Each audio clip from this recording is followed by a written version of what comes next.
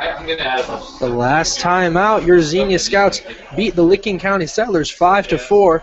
It was a very emotional day for Jordan Schaefer as he took the mound one day after losing his grandfather in a battle to cancer. The Scouts came up in the ninth with a walk-off off the bat of Kyle Carnahan to bring in Christian Binger to score the game-winning run. We weren't able to play last night due to rainy weather at Bob Wren Stadium down in Athens, Ohio, but we are here today to take on the Southern Ohio Copperheads. Your Xenia Scouts are 16-12 going against the Copperheads' 14-9 record. I'm Lance Morris. Alongside me is Terry Lash. We bring you every single contest for the Xenia Scouts right here on our Google YouTube Hangout. First one to Connor Calorie is outside for ball one. Dylan Donnelly getting the start on the rubber for the Scouts today's contest. Next one misses up high and away. Ball two. Quickly 2-0 to Calorie. Now the 2-0. Just misses a tad high for ball 3. 3-0 the count.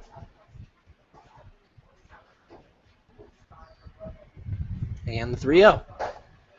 And he will miss again, and Donnelly will walk Calorie on 4 straight pitches to start off the ballgame. That's the 16th walk of the season. Donnelly comes in today with a 3.85 ERA. He's 1-1 on the year, was robbed of a victory after a great start last time out back in Flat Rock against the Lake Erie Monarchs. Ted Williams now up to the plate for the Copperheads. Calorie on first after the leadoff walk. First one to Williams. In there for a called strike one. Last time these two teams played here at Grady's Field, the Scouts were victorious, 6-1. John Crawford on the mound in that rainy contest. Let's check on Calorie over at first. He's in there safely. Cale Giddings getting the start at first base today for the Scouts. Zach Wiley will be behind the plate today. Now the 0-1. Left that one up just a bit high for ball one. 1-1 the count to Williams.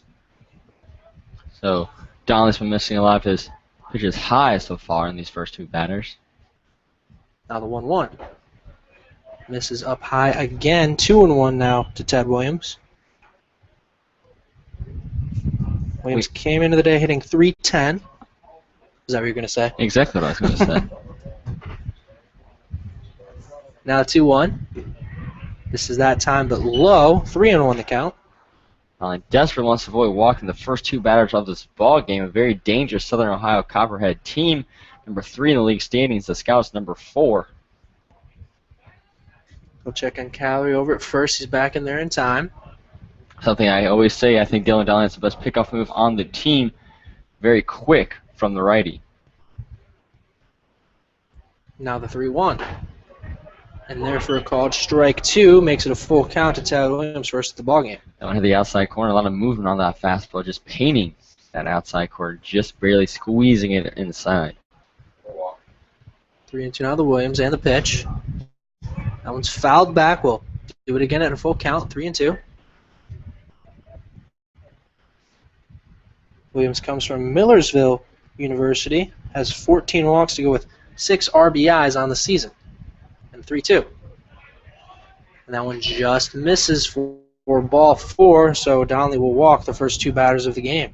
The third baseman. So inauspicious start for Dylan Donnelly, who's been much better recently in his last few starts, and he's going to have to work his way out of some danger here in the top of the first. Trevor Ezel now up to the plate for the Copperheads. Runners on first and second. First one to him misses inside for ball 1.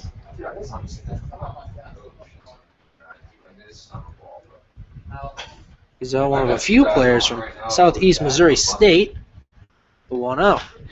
That one's lined towards the left, but it'll go out of play. Evens it up at 1-1. I think that's only the second swing we've seen through these three batters. A foul ball from Ted Williams and that one from Ezel, and that's it.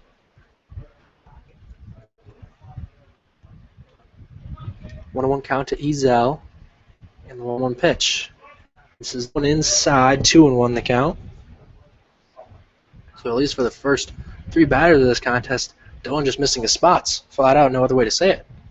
I'm going to struggle a little bit early on here, see if he can regain his composure on the mound. The 2-1. And that one's lined up the gap towards center field. Levi Gilcrease will bounce in for a base hit. That will load up the bases for Ryan Rippey.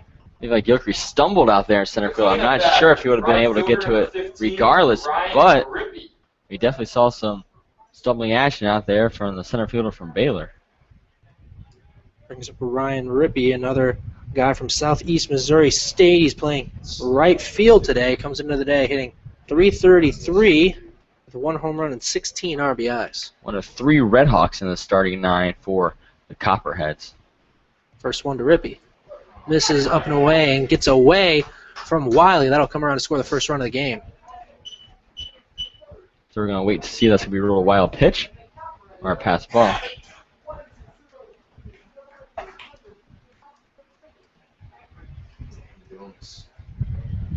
So we'll have to see what they rule of that, but nonetheless, runners on second and third, and the Copperheads take an early 1-0 lead.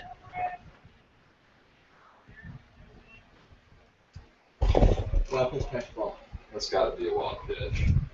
That was in the other batter's box. So it's going to be ruled a wild pitch. Yeah. That brings home Connor Wiley can Calorie. only do so much. Next one will get away from Wiley again. Second straight pitch and second straight run for the Copperheads. They take the lead quickly, 2-0. And that one will be of the pass ball variety. And early struggles here at Grady's Field for the Xenia Scouts.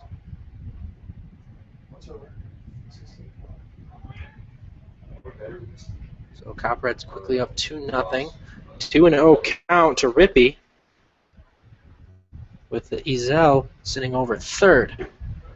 2-0 is in there for a called strike 1, makes it 2-1. Remember, Scouts don't have a single out yet here in the top of the first inning. Winner of this game will be in third place in the Great Lakes League. The 2-1. That'll be lined out of play. He ends it up at 2 balls and 2 strikes to Rippey.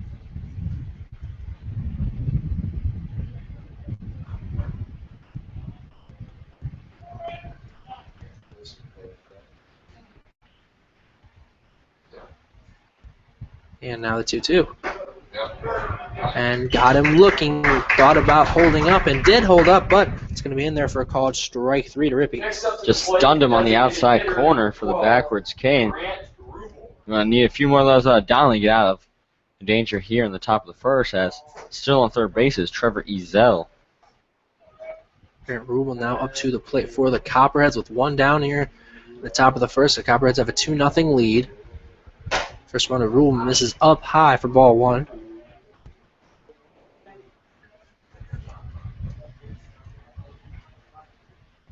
Now the 1-0. Catches the inside corner for a called strike 1-1 the count to Rubel. Rubel from Georgia Tech University coming in today batting .318. 1-1 misses inside, makes it 2-1. Rubel also with 2 home runs to go with 15 RBIs on the season. And the 2-1. Breaking ball just misses, breaking in time. 3-1 the count to Rubel. And the 3-1. Got him to swing at that one on the inside part of the plate. Makes it a full count, 3-2. Second full count of the game. Last time Ted Williams was walked on a full count. And the 3-2. Got him to go down swinging after struggling to start off this inning. 2 straight strikeouts from Dillon. 2 walks and now 2 strikeouts in this inning from the righty from Pittsburgh State University in Kansas. 16 on the year. That would be Tony Giannini, the first baseman, coming out to play for the Copperheads. First one to Giannini. This is up high for ball 1. Giannini comes to us from Ohio University, where the Copperheads play their home contests. Now the 1-0. In there for a called strike 1-1 the count. Yesterday, the Scouts and the Copperheads were supposed to play down at Athens and Bob Brent Stadium, but it was rained out. The 1-1. Flied out towards right field, but that one will fall harmlessly out of play, makes it a 1-2 count. The game that was canceled yesterday might be moved to Monday. We're not 100% sure on that, but that's what it's looking like. We'll keep you updated on Twitter and Facebook and all of our social media. And, of course, on XeniaScouts.com as well. 1-2 count to Giannini in the pitch. Swung on and missed. Got him to chase that one upstairs. So after struggling to start the inning, allowed 2 runs to come across for the Copperheads. Donnelly gets 3 straight strikeouts at the end of the inning. It's something we usually talk about with Dylan Donnelly. He gets better throughout the game, and he struggled. There's no doubt about it. Struggled mightily to start the inning. Walked the first 2 batters, gave up a single, a pass ball, and then a wild pitch, and then a pass ball. But then 3 straight sat down on strikes. That's going to give him momentum going to the rest of the game. And Copperheads now up 2-0, but they did leave that runner on third base that they're going to be regretting. The Copperheads quickly up 2-0 over your Xenia Scouts after the top of the first inning. We'll get set to go as the pitcher for the Copperheads warms up. And Terry, what can you tell us about the Southern Ohio Copperheads starter for today? Oh, Trent Estelle is a lefty. He has a 3.91 ERA, which is not bad, but in comparison to the Copperheads' turns, it's one of the lower of their pitching staffs, or higher on the pitching staffs, I mean. And they have the best ERA in the league. The Scouts and the Copperheads undoubtedly have the best 2 pitching staffs in the Great Lakes League, and it's going to be a great battle, as it was the last 2 times these teams played. Also on the year for Estelle, he has 23 innings pitched, 23 strikeouts compared to 5 walks, so almost a 5-to-1 strikeout to walk ratio. This will be his 5th start of the season, and he has a 3-1 record. Another side note about Estelle, he went to college at Xavier, where the Scouts on Thomas Wanning when he told us that he started and won the Big East title game for Xavier in their first year in the Big East. He tops out at about 84 miles per hour and is well known for just hitting his spots. Isn't going to overpower you with anything. He's just going to hit his locations and try and get you down. So kind of like Dylan Donnelly on the mound for the Xenia Scouts, not overpowering, it's just about hitting your spots, mixing up your pitches, throwing a bit of variety out there, and seeing what you can come up with as you get confident later on in the game. Yeah. So now we get set for the bottom of the first. Scouts trail 2-0. Terry, who's going to come up to the plate for the Scouts? For the Scouts, it's a familiar starting side with Lee Solomon, the shortstop, and Christian Binger, the second baseman, and Kyle Carnahan, the third baseman. Lee Solomon, last time these 2 teams played in the 2-game series, went 3 for 9. On the year, he has 9 RBIs and 8 stolen bases. Christian Binger went 3 for 8 last time, and Kyle Carnahan 0 for 6. First one to Solomon. In there for a called strike 1.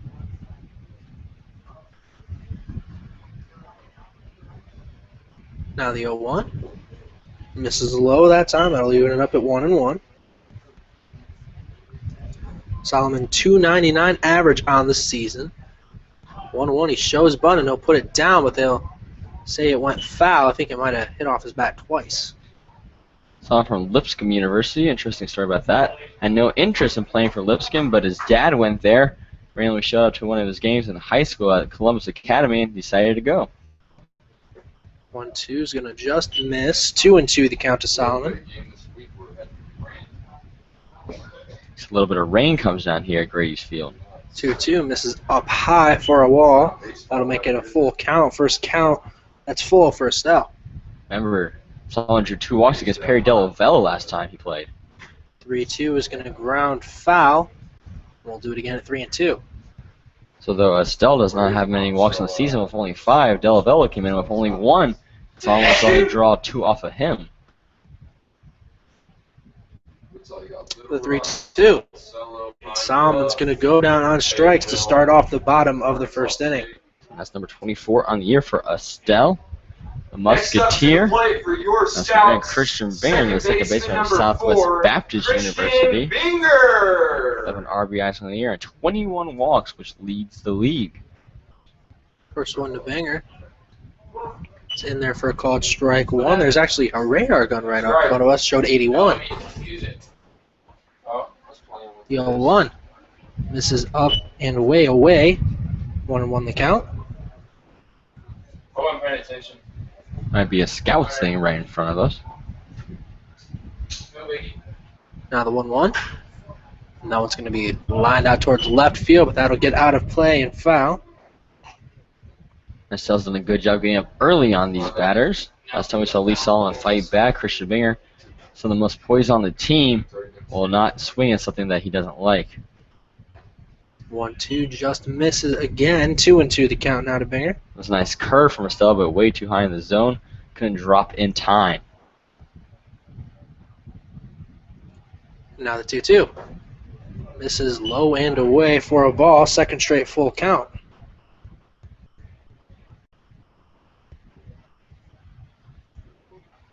Now the 3-2.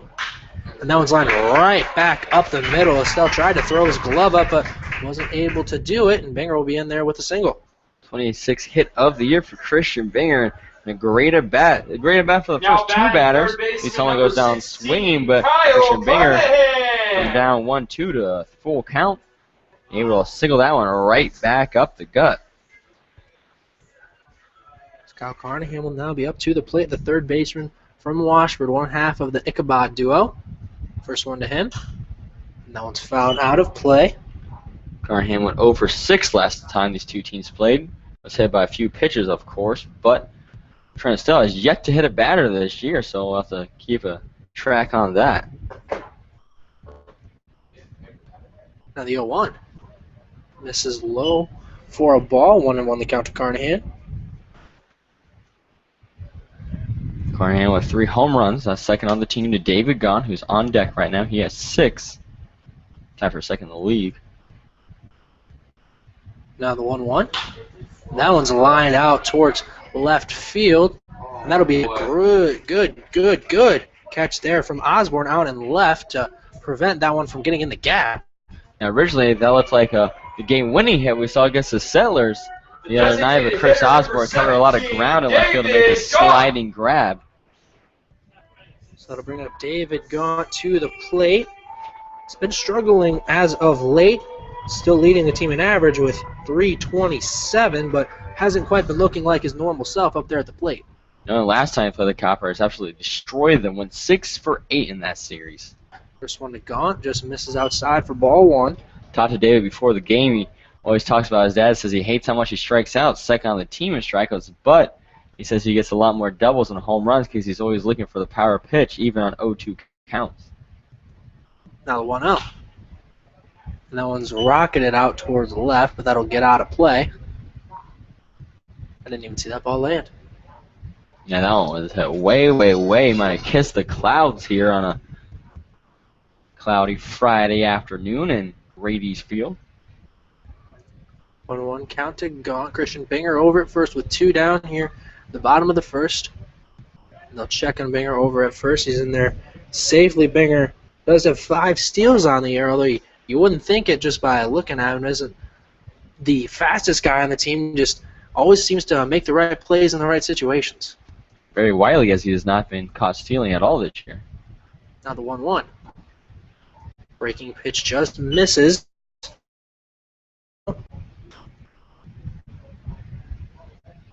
So we've seen a lot of movement from Estelle early on in this game.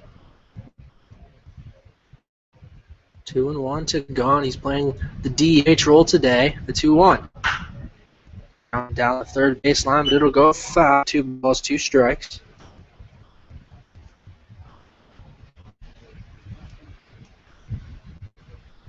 Scouts will be in action tomorrow down in Cincinnati on the Steam, where he lost today as they're in action against the Lake Erie Monarchs in their doubleheader. They lost that one 5-0. And they'll check on Binger over at first. He's in there very easily. Just had to take a step or 2. And stopped as the game started.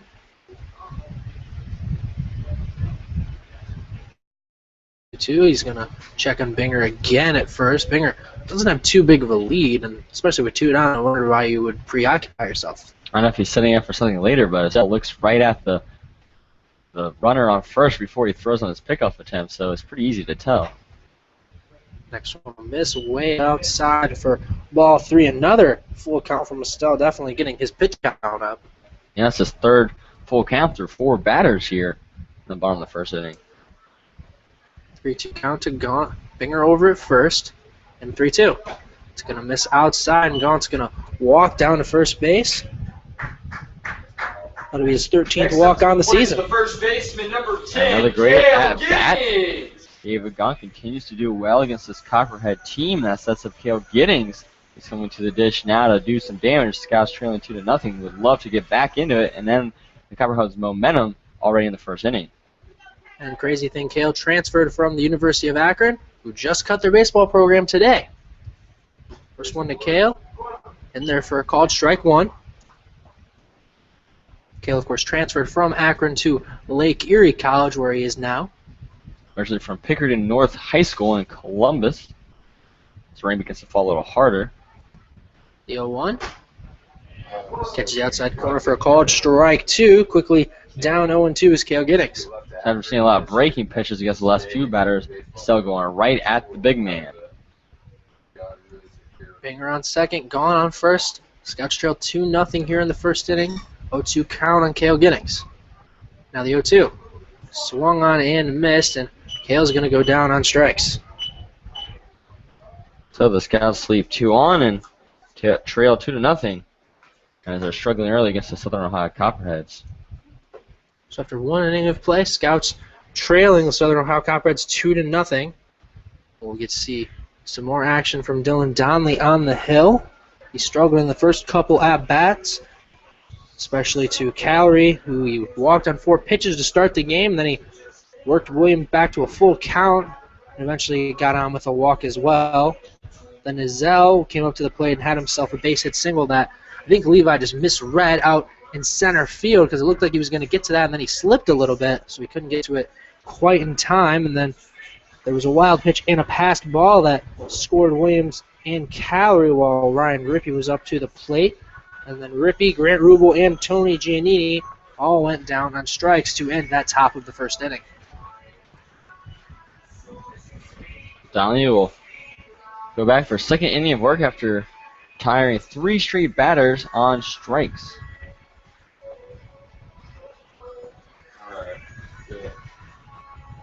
So now we're getting set to start the top of the second inning, and Terry, who's going to be coming up for the Copperheads to start off this top of the second Coming inning? up for the Southern Ohio Copperheads will be their bottom of their lineup with Will Salter, the catcher from Michigan State, Chris Osborne, the left fielder, the last Red Hawk from Southeast Missouri State, and then David Dobrenich, center fielder from Western Illinois.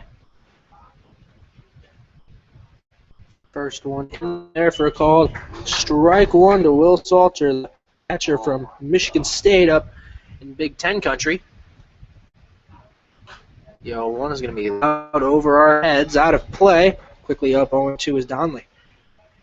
They have 2 catchers in their starting nine as a designated hitter today. Grant Rubel, normally a catcher. Now the 0-2. Just misses off the outside corner. 1-2 count to Salter. Not by much. That was almost his 4th strikeout of the day. And now the 1-2.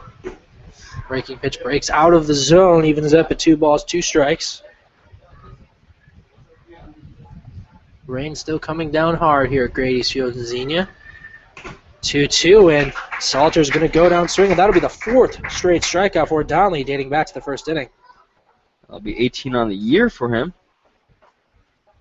Now has more strikeouts than walks, 18 The left to fielder, 17. number 6, Chris Osborne.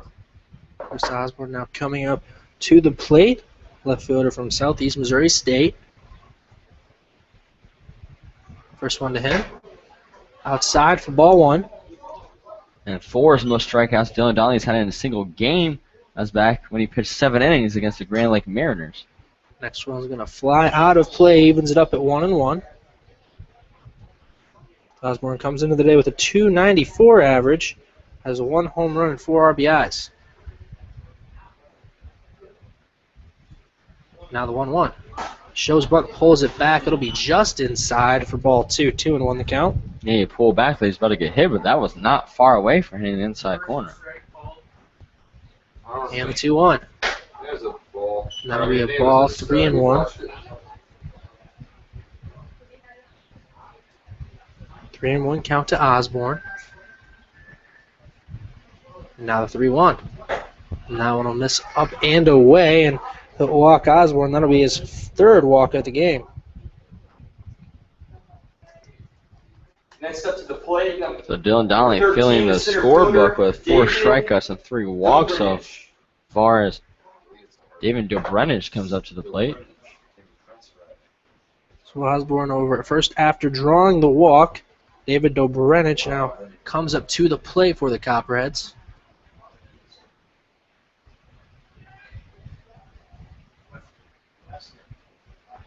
First one to Dobrenich. I'll line that one out of play, foul. Copperheads still on top, 2-0 over the Scouts. We're in the top of the second inning with one down. Chris Osborne over at first after drawing a walk.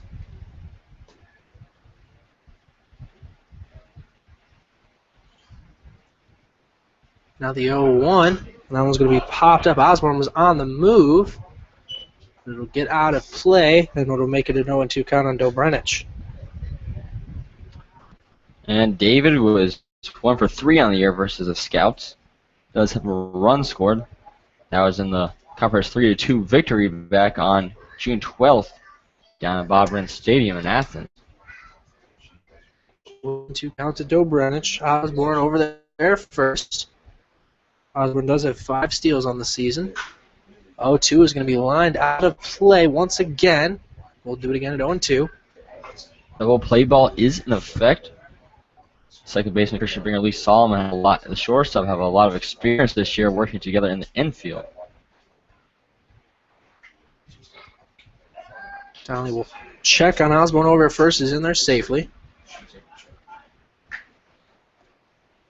Dobrenich up to the plate with an 0-2 count before we go back to the top of the lineup and Connor Callery.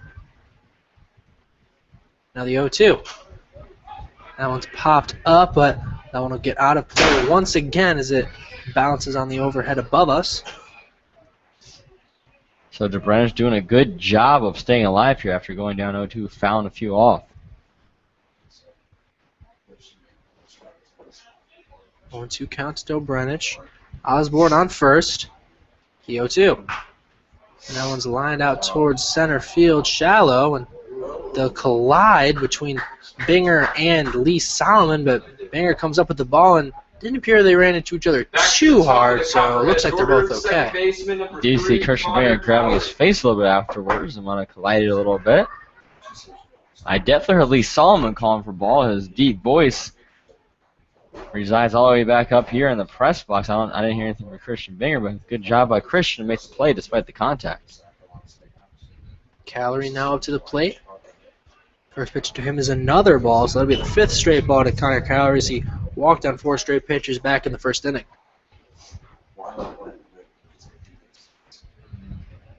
Donnelly will check on Osborne back at first. He's in there in time.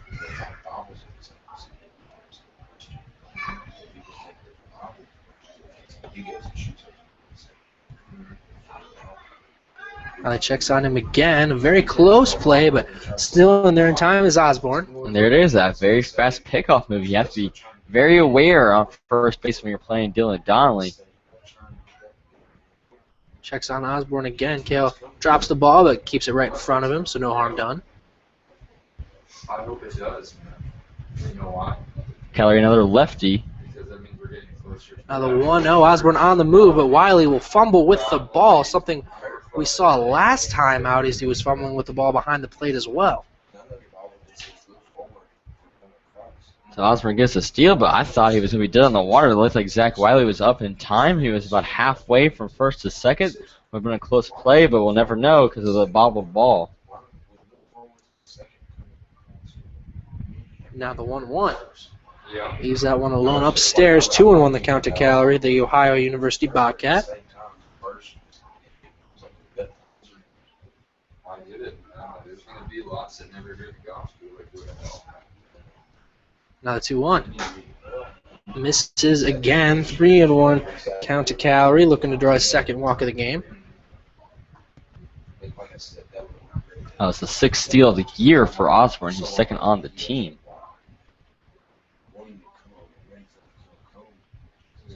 Now the 3-1. This is up and inside. Donnelly will walk Callery for the second time today. Now has 4 walks through 1 2/3 innings pitched, and it looks like Zach Wiley's going to go out to the mound. We do see some activity in the bullpen. Tony Campbell warming up. Coach Case coming to the mound. Next up to the plate, shortstop number 1, Ted Williams. Ted Williams will be up to the plate next, but Coach Case is going to talk to Dylan Donnelly. Play whatever. Play something goofy, dude. Just play something absolutely. And this would be crushing to the Scouts bullpen if they had to go to Tony Campbell here in the top of the second. Yeah, especially as the next week comes up, they're not going to have a day off on Monday. It's going to be 7 straight days of baseball. And it's going to wear on the team, and you definitely need as many arms as you can get. I just lost one in Jordan Schaefer, and especially with injuries being a problem, Scouts really rely on the starters to go pretty deep here. So if they had to take Donnelly out here in the second inning, which they will not, as Coach Gates heads back to the dugout, that definitely would be very crushing to the Baby Blues. But just the fact that they're already having Tony go out there to warm up means the leash is getting pretty thin. Very thin. It's Ted Williams now to the plate for the Copperheads. First one to him just misses for ball one. Seems to be a very tight strike zone today, though. Yeah, that one missed a little bit high. It seems like it's more wide than it is high. It's really easy to miss high so far on these pitches.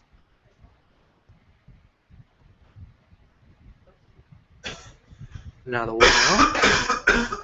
Just misses off the outside corner that time. 2-0 the count. Williams walked on the full count the first time he was up.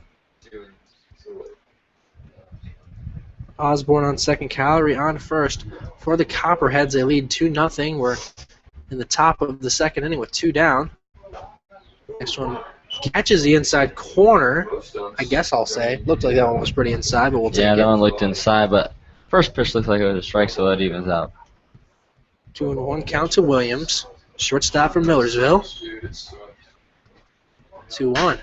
That one's lined up the middle, but it'll go right to the glove of Christian Binger to keep any damage from happening here in the top of the second. So the Copperheads definitely threatened, put 2 on. But then a simple line out. Christian Binger will end the inning. Scouts get out of any danger. We'll have to see if Tony Campbell comes back out in the third inning in the pen. So no scoring there in the top of the second from the Copperheads. They still do lead 2-0 after putting 2 on the board in the first inning. So we get to see another inning out of Trent Estelle. Quick announcement, fans. Scouts left All foul balls. 2 on back in the first inning. That's been a problem for the team lately, not so much the last couple of games, but then the 6 straight losses from last week. Runners left on base was a big problem, already 2 so far, so we'll have to keep track of that throughout the game. So Estelle out there throwing his couple warm-up tosses for the Copperheads. Leading off this inning for the Scouts will be Jonathan Bravo, the left fielder from Texas Wesleyan. He comes into the day hitting .270. Levi Gilcrease then will come to the plate, the center fielder from Baylor, also in Texas. He has a .204 average on the season. And then it'll be Zach Wiley, the catcher from Union University. Has an average of 150, has just 6 hits on the season, but 2 of them are doubles. So Jonathan Bravo up to the plate to lead it off for the Scouts. They trail 2-0 here in the bottom of the second. First one of Bravo's line down the right field line, but that'll go foul.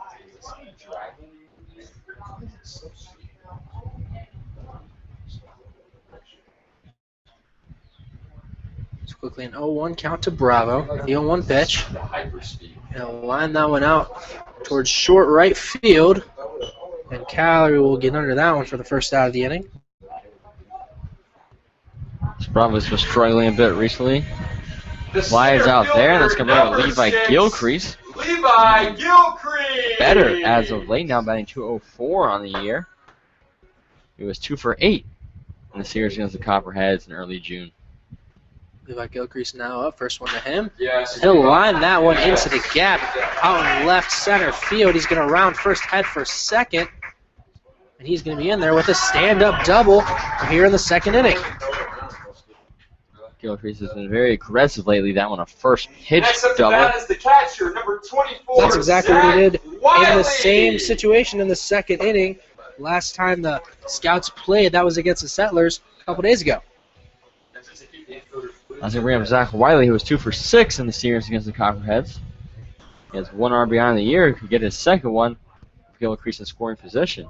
So a third of the hits for Wiley on the season come against this Southern Ohio Copperheads team. First one to Wiley. And that one's lined back up the middle. Calorie's going to field it. Get it over to Giannini at first in time for out number 2, but that advances Levi to third. So that works just the same as the sack bunt. And it puts Miles right in a position Miles to right. cut into this 2-0 lead with Levi Gilcrease on third. So now Miles Wright will be coming up to the plate here with 2 down against Trent Estelle of the Copperheads. Miles with a 267 average on the season. First one to Miles. In there for a called strike 1.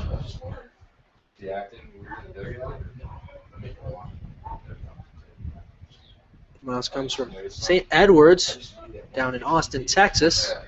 Originally from Katy, Texas. Now the 0-1.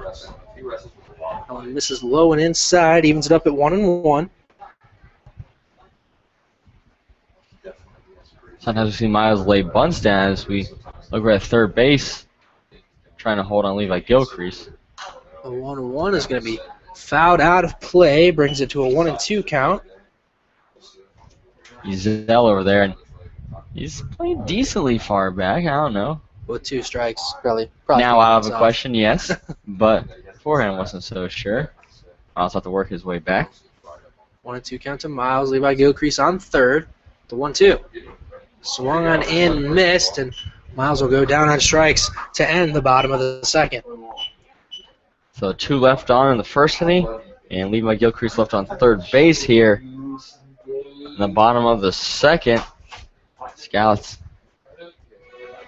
missing on some opportunities, still have not put a run across the board. 2-0 they trail. So Scouts trail 2-0 to the Southern Ohio Copperheads here after 2 complete innings of action. Hope to see what we can get from the Scouts in the bottom of the third inning, but they'll have to go out there and play some defense to start the third inning. Dylan Donnelly will be out there once again for the Scouts. No action currently in the Scouts' pen. So coming up for the Copperheads in the third inning will be Trevor Ezell, the third baseman from Southern Missouri State. So he had a hit in his first at-bat back in inning number 1. Then it'll be Ryan Rippey, the right fielder. There were 2 runs that came across during his at-bat, 1 on a wild pitch and 1 on a passed ball, but he eventually went down on strikes, as did the guy following him in the order, Grant Rubel. And then Choni Giannini, who will be in the double hole, also struck out back in the first inning.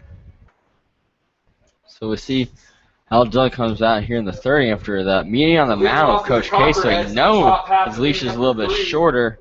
See if he settles down a bit, limits those walks, as he's had 2 in the first 2 innings apiece. First pitch to Ezell. A little high for ball 1. After Ezell will be Ryan Rippey and then Grant Rubel.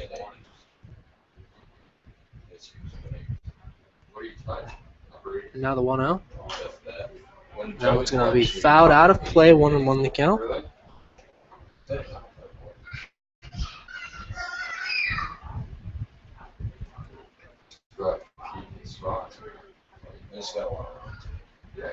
Now the 1-1.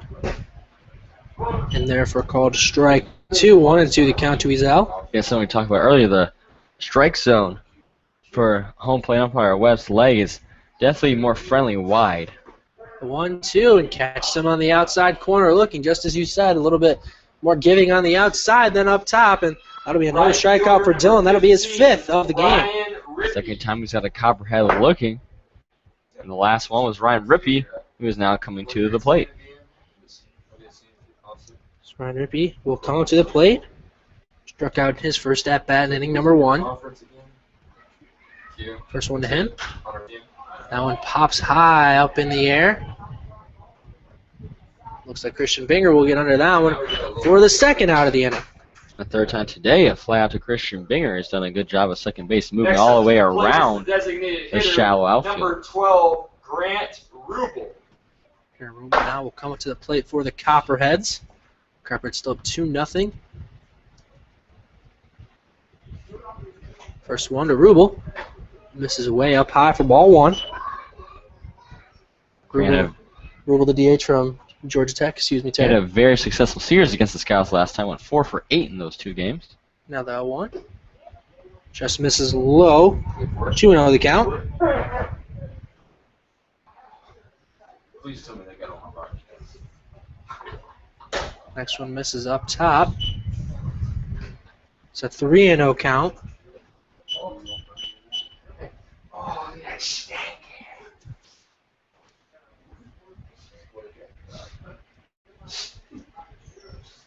Now the 3-0 to Rubel.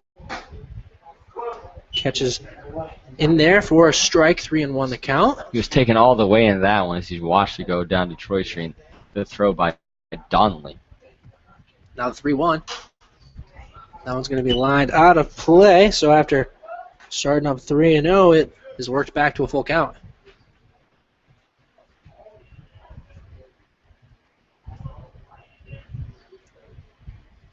Three and 2 count to Rubel, 2 down. The next one. That one's going to be lined up the middle, but going to be right towards Levi Gilcrease in center field. Only had to take a step or two to end the top of the third, and the Copperheads go down 1, 2, 3. And he took a step or two, but I don't think he really moved. It seemed like he just kind of switched his feet back and forth, kind of giddy out there, trying to get under that one before he finally put it away. So 1, 2, 3 inning for Donnelly after he struggled mightily in the first inning. We saw a couple walks, a wild pitch, pass ball, score a couple runners. But through 3, he's only given up 1 hit. So it was more of a lack of hitting his spots, not necessarily a lack of just the guys seeing the ball and hitting the ball. He's done a good job of keeping them from getting on base via hit, but has struggled in the walk category with 4 today. Now he'll be trying to Stell out there for his 3rd inning of work here against the Scouts for the Copperheads. We'll be back to the top of the order for your Scouts. Lee Solomon will lead it off. He struck out in inning number 1. Then Christian Binger will be up. He had himself a base hit and was eventually stranded at second. Then Kyle Carnahan will come up to the plate. He flew out to Osborne in left field, but it wasn't a typical fly out. Osborne made a great play to keep Carnahan from getting on base with what it would have at least been a double. Yeah, it was one of the more well-hit balls we've seen in the outfield this year. Grady's that did not drop to the field turf. A nice slide on this wet surface as the rain has subsided a little bit here at Grady's field. But it's going to be still very wet out there for the team. Lee Solomon! So Lee Solomon coming up to the plate, the shortstop from Lipscomb down in Nashville, Tennessee. Came in the day hitting .299. First one to Lee, breaks into the strike zone for a called strike 1.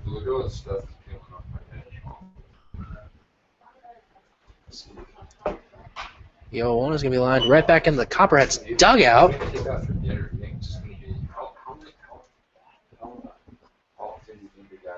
Now down 0-2. He was down 1-2 before working to a full count his first time up. Now the 0-2. This is way up high, 1-2 the count. Lead up 9 RBIs on the year and has had a solo home run here, Grady's. 1-2 to Solomon. Misses outside, evens it up at 2-2.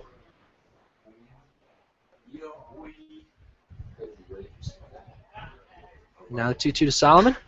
A line that went out towards right field, but Rippey will get under that one for the first out of the inning.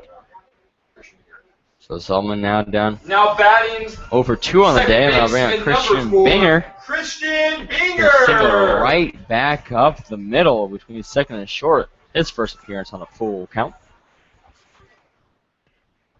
Now Binger up to the plate for the second time. First one to him just misses for ball 1.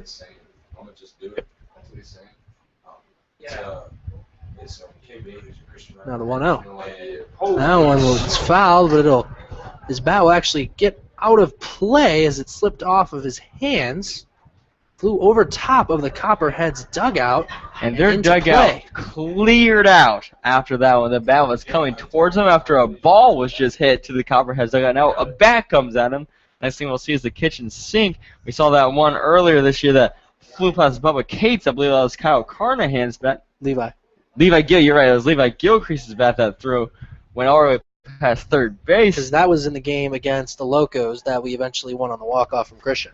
That was reminiscent back when Shaquille O'Neal was with the Suns and he was going for a ball that was going out of bounds and the bench is cleared right before he dove.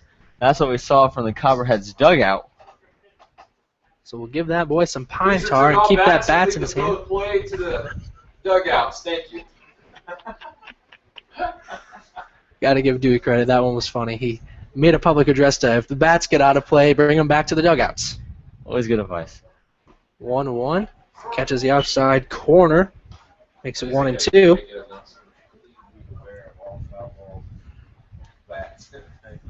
The 1-2.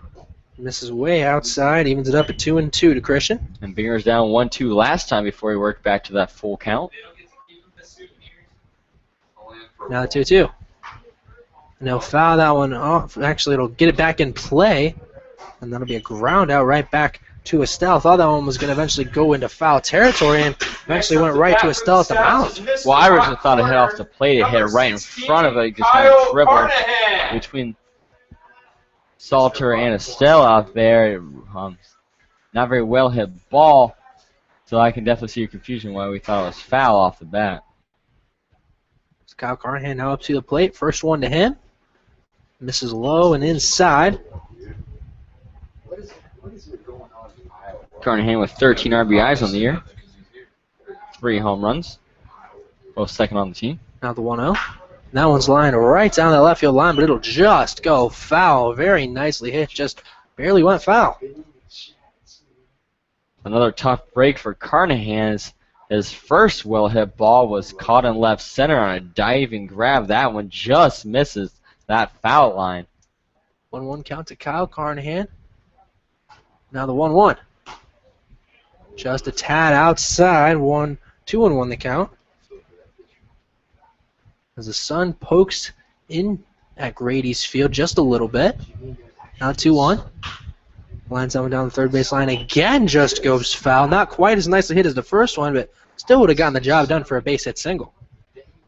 And so something we haven't seen very much here in Xenia, Ohio, across the entire state of Ohio this summer has been sun.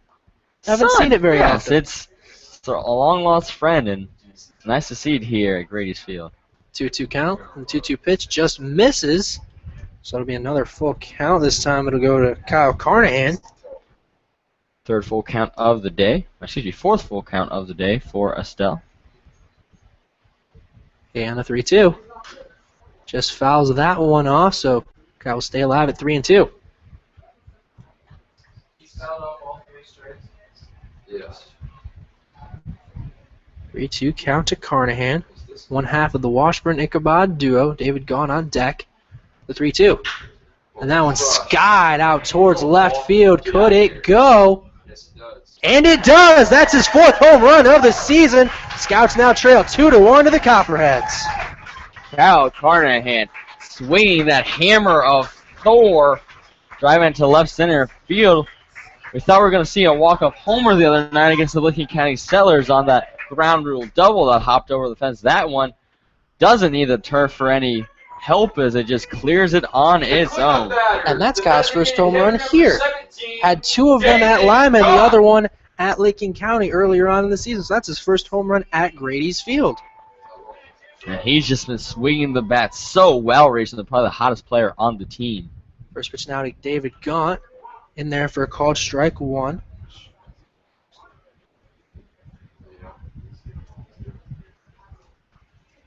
Now the 0-1 to Gaunt. Misses outside, 1-1 the count.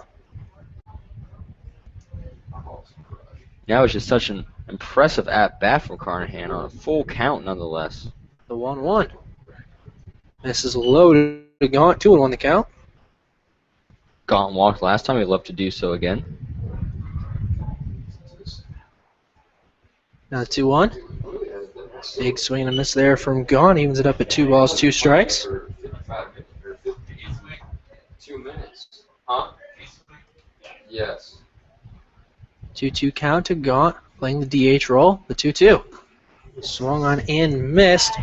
Gaunt will go down on strikes to end this bottom of the third, but not before Kyle Carnahan brings out the hammer of Thor and puts it over that left field wall to bring the Scouts within 1. They trail 2-1.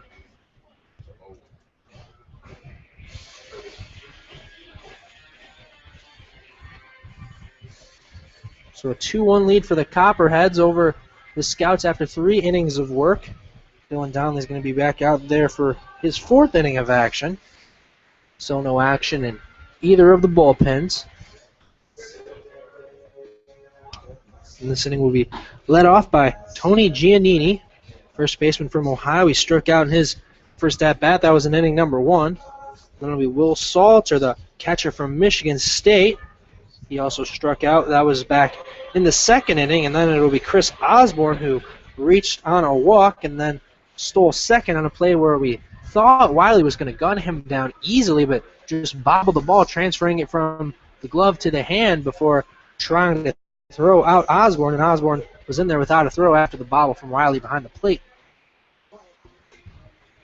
Back in that last inning, Dylan Donnelly looking much cleaner off there on the mouth, doing a better job of hitting his spots. He's been going deeper into games as of recently, and you have to imagine after struggling earlier, they would love to keep him on the rubber for as long as possible.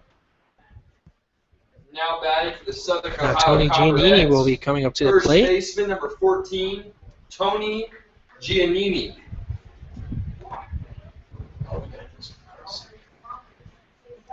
First pitch to Giannini. In there for a called strike 1.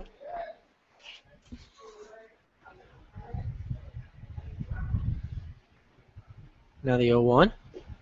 Gets away from Wiley outside, but nobody on base, so no harm done. In his last 3 starts, Donnelly has gone 7 innings, and 6 1/3 last time. Now the 1-1. Stays up top, and it'll be a ball. 2-1 the count.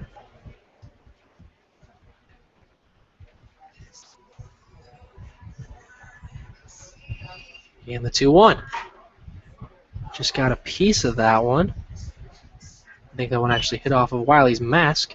Yeah, it's got the readjust from behind the plate there. It's might have rung his bell a little bit. 2-2 count to Giannini. Giannini came into the day hitting .264 on the season, has 3 home runs and 19 RBIs. He went 1 for 3 the first time. 2-2 stays up top again. It'll be a full count, 3-2 to Giannini. Only played in one of the first 2 games against the Xenia Scouts the first go around, and did pretty well with that 1 for 3 day. 3-2. Swung on and missed. Giannini is going to go down on strikes for his 2nd time today, and that'll be the 6th strikeout from Donnelly. Which would be the most for him Now in a game batting this season. the catcher number 7, Will Salter. So Will Salter will come up to the plate. Catcher from Michigan State. He's a Spartan. First one to Salter. Fouls that one out of play. Donnelly came in today with 14 strikeouts on the year, now with 6 today, well above the season average. The 0-1. That one's lined out towards center field, and Levi Gilcrease. And he'll get under that one for the 2nd out of the inning, and that's something we constantly bring up, how good of a job Levi does out there in center field. Even when you think the ball's going to fly over his head, he usually finds a way to get back to it for the catch. Yeah, usually well in control in his domain in the center field, especially here at Grady's Field. He's like he can read like the back of his hand. I guess you can say he's the master of his domain. Got the Seinfeld reference in, folks. First one to Chris Osborne in there for a called strike 1. You've been waiting for that all year. Basically. The 0-1. That one's going to be lined out between right and center. We'll see if somebody can get to that. And what do you know? Levi gets to it for the final out of the inning. And he makes it look so routine. That was to deep right center field. That's a long run for Levi Gilcrease on a sprint the entire time. But again, he just puts it away so easily. You wouldn't have any idea how much effort just went into that play. He makes those routine fly balls look so simple. And even when they're not so routine, like that one, like you said, deep right center field, right in between him and Miles right out in right field, somehow gets to it and makes it look incredibly easy for the 3rd out of the inning. Something we definitely don't take for granted here. Getting to watch Levi Gilcrease play in center field is an absolute joy. Whether he's diving around like he did in the top of the 9th inning against the Licking County Settlers to save that game before the Scouts could win on a walk-off. And we do see some more activity out in the Scouts bullpen. Looks like somebody's out there just getting loose. No one out there with him. I think that's Thomas, but I can't tell.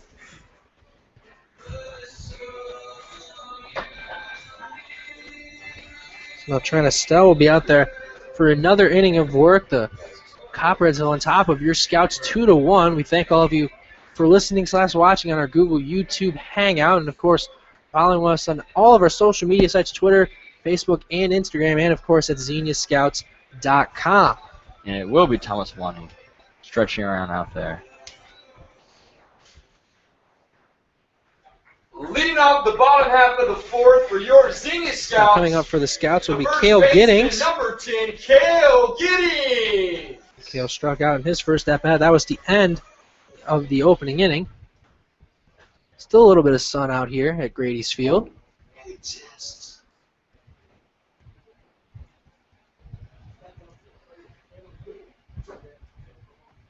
First one to Cale. Way up top for ball one.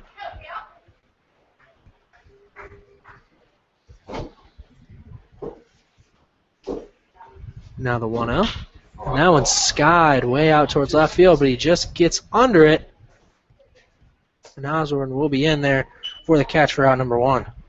Unfortunately for Giddings, because he absolutely hammered that one just too far under it. That one might have hit the limp it was flying above, but nevertheless, it just results in another routine out. Are you sure there's a blimp up above? I said Bravo. Makes sense. Jonathan Bravo now up to the plate. First one to him is popped up towards Williams at short. He'll get under that one for the second out of the inning. So Estelle making a quick work of the Scouts here in the fourth. So now Levi Gilchrist will come up to the Now plate. batting, the He's had a center tremendous fielder, day in the number field 6, so far, making Levi great plays out in Gilchrist. center field and has done well at the plate with a double back in the second inning. First one to Levi, a little low for ball one. Again, if the Scouts win this contest, they'll jump to Copperheads for third in league standings. 1-0. Catches the outside corner for a called strike one. Evens it up at 1-1. Got another stank. Now the 1-1. No. That one's going to ground just past It's gonna be Nestle over to Williams at short. And Gilchrist is going to be safe on the infield hit. Estelle looked like he wanted to field that one, but thought that would be better suited for Ted Williams at short. And probably, in retrospect, should have made the play himself. Yeah, Williams' throw hopped on its way to first base, so you have to wonder if it was in the air to Giannini. If he would have got Gilchrist out in time, definitely would have been closer than on the one hop. Nonetheless, it'll be Gilchrist's second hit of the day on the infield single. Brings up Zach Wiley to the plate. He grounded out to Connor Callery at second, his last at-bat. First one to Wiley. In there for a called strike one.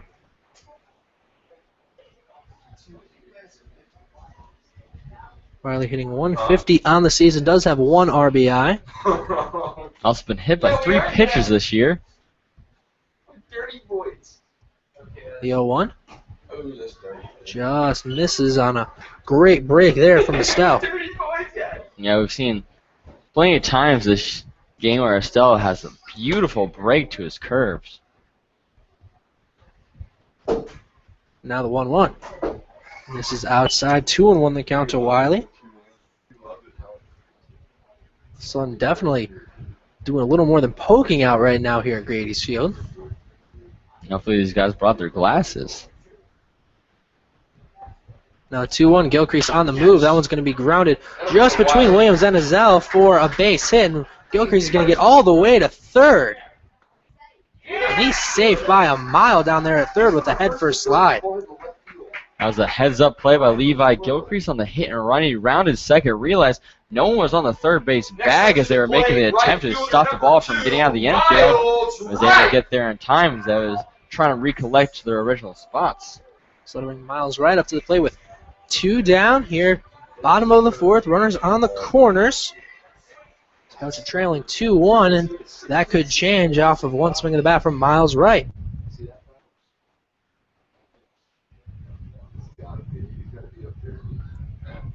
First one to Miles.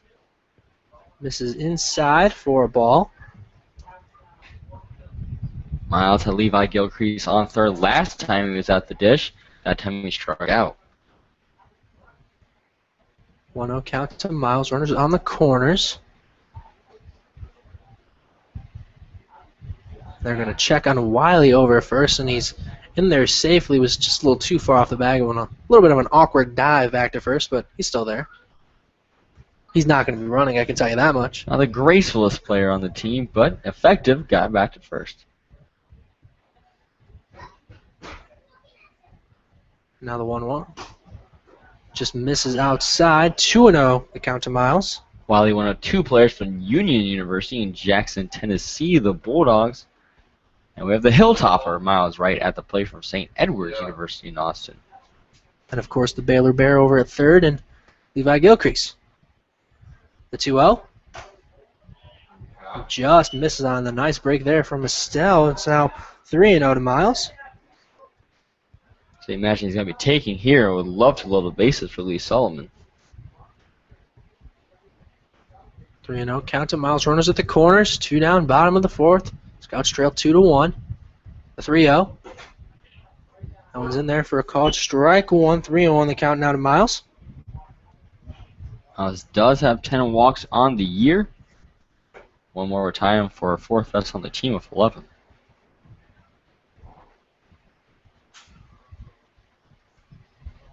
Now the 3-1. That one's going to be grounded toward Ezell at third. And he's going to just get that one over to Giannini in time for the final out of the inning. Very unfortunate there, as it looked like that one was going to get away from Giannini, and he somehow corralled that one for the final out of the inning. Great dig out by Giannini because Ezell's throw was into the turf. He had to backhand that one. I thought it was going to bounce away. A nice play over there at first, so 2 more left on for the Scouts. Yet again, Levi Gilcrease stranded on an island at third. Dylan Donnelly's going to be back out there for his 5th inning of work. Still looks like Thomas Wanning out there getting loose in the bullpen, not throwing quite yet. Got to think he'll be the first reliever if a reliever is needed today. It's interesting because we did see Tony Campbell warming up earlier in this game when Dylan Donnelly was struggling back in the second, in which case decided to make the change to Thomas Wanning.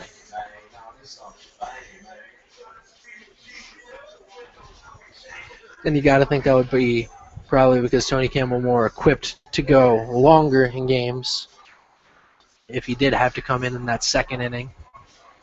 And Wanning has gone up more than 1 inning in relief before, but not when he's at his best. Yeah, I don't know. That's putting it pretty simply. Yeah, I'm not sure. Leading off for the So now it'll be Copperheads, the center David fielder, number Dobrenich 13, will David lead it off. Dobrenich.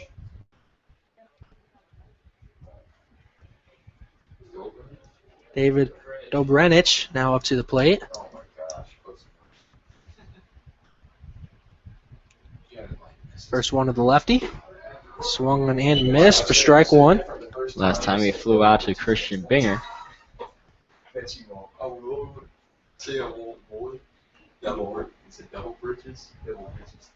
Now the 0-1. This is way up top. Evens up at 1-1.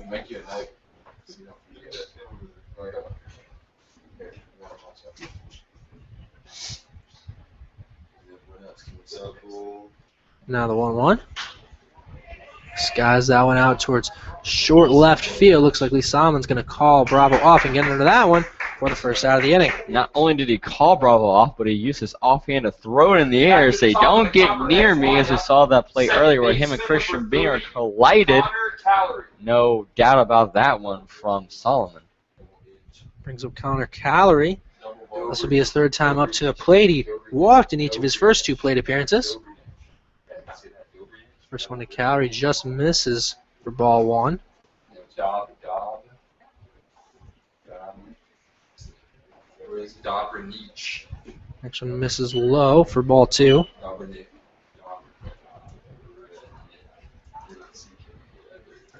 Calgary came into the day hitting 368, 10 RBIs.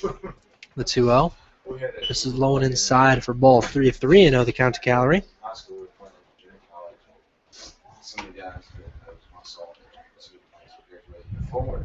Calgary walking his first 2 times, and looks like he might be on his way to another free bag here.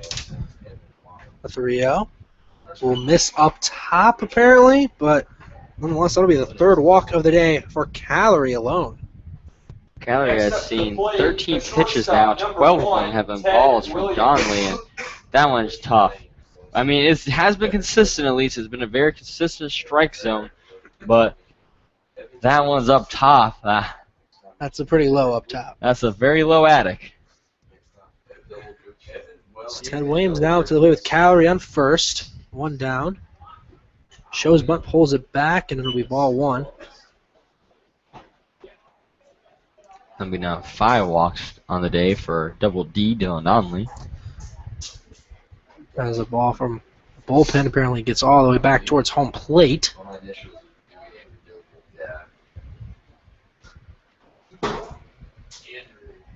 One 0 count to Ted Williams, the shortstop for the Copperheads.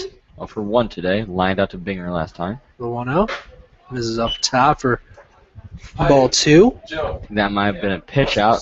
See if Calgary would have been on the move. Yeah. Tigger plays it all the time. Ted Williams, a 310 hitter coming into the day. It's on here And Calgary over in first does have 2 steals on the season. Huh? Yeah, I'm about to fart again. And the 2-0. In there for a called strike 1, 2-1 the count. Scouts will love to get a double play ball here right up the middle to end the inning. Donnelly will check on Calgary over at first. He's in there safely. Donnelly was 1, 2, 3 in both the 3rd and the 4th. 2-1 count to Williams. 2-1 pitch. And Calgary's on the move. And he's gunned down by Zach Wiley. That'll be the 3rd time Calgary has been gunned down trying to steal. And it's a beautiful throw from Zach Wiley when he can get the ball out of his glove. Might have the best arm of any of these 3 catchers on the team between him, Gaunt, and Lincoln Reed. Now the 3-1. That one's going to be lined out of play. It'll make it a full count. Yes.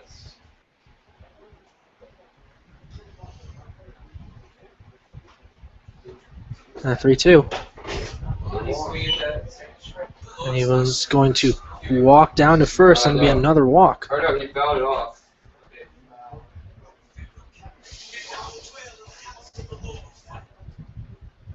So it'll be the 6th walk of the game for Dylan Donnelly. Number 2, Trevor Easel.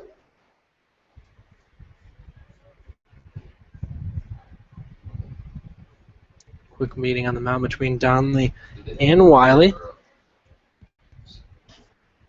And Wanting is throwing now out in the bullpen. First one to Ezel. Miss for ball 1.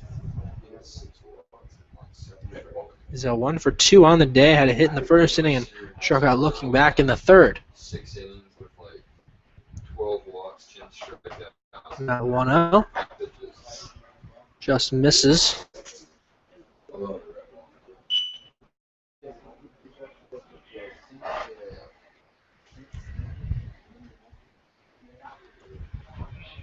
Now 2-0. Misses again. 3-0 the count to Ezel.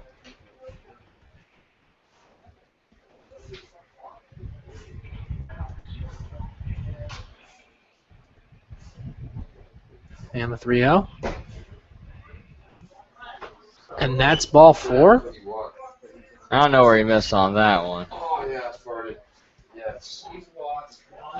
The right fielder, number 15, Ryan Rippey. So it'll be the 7th walk of the day for Dylan. And some of those pitches have been not very close. That one was very close, if nothing else. Yeah, it's got to be difficult out there for Donnie. You could just see him staring at home plate umpire West's leg afterwards, saying, "Where do I got to put it?" They get a strike call. All the other ones definitely balls, but that one, I don't know how he could have possibly thrown any better.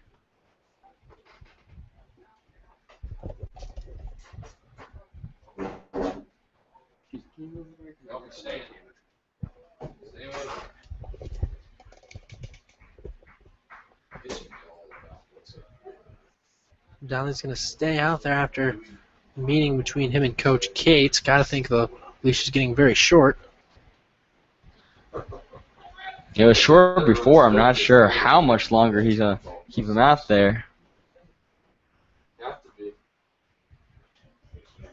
So now Ryan Rippey up to play one of the more dangerous hitters in this Copperheads lineup. He came into the day hitting .333. He does have 1 home run, 16 RBIs.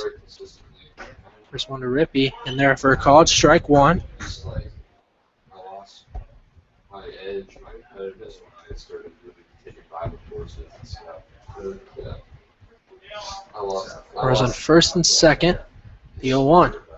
This is low in the dirt. 1-1 the count.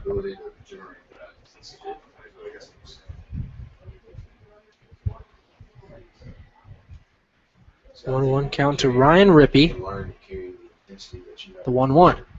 That one's lined right over Dylan Donnelly's head. Had to make sure he got out of the way on that one. They're going to test Gilcrease's arm, and that was a bad decision. He's gunned down at the plate for the final out of the inning off of an absolute bomb from Levi Gilcrease. Why? Why try it out? We know what's going to happen. So whenever I see a single and I was running second base now, right up the middle, I look at the third base coach. That's the first person I'm looking at. If I see him waving that arm around, I just have to wonder, oh, no, sir. Sir, you're making a horrible, horrible decision. And then you look at the runner going around third saying, okay, maybe he'll hold up, realizing what's going on in center field.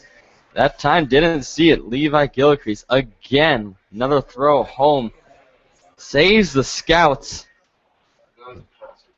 It's too many times to count. Too many times to count now from center field, throwing him out at home. He just has an absolute hose.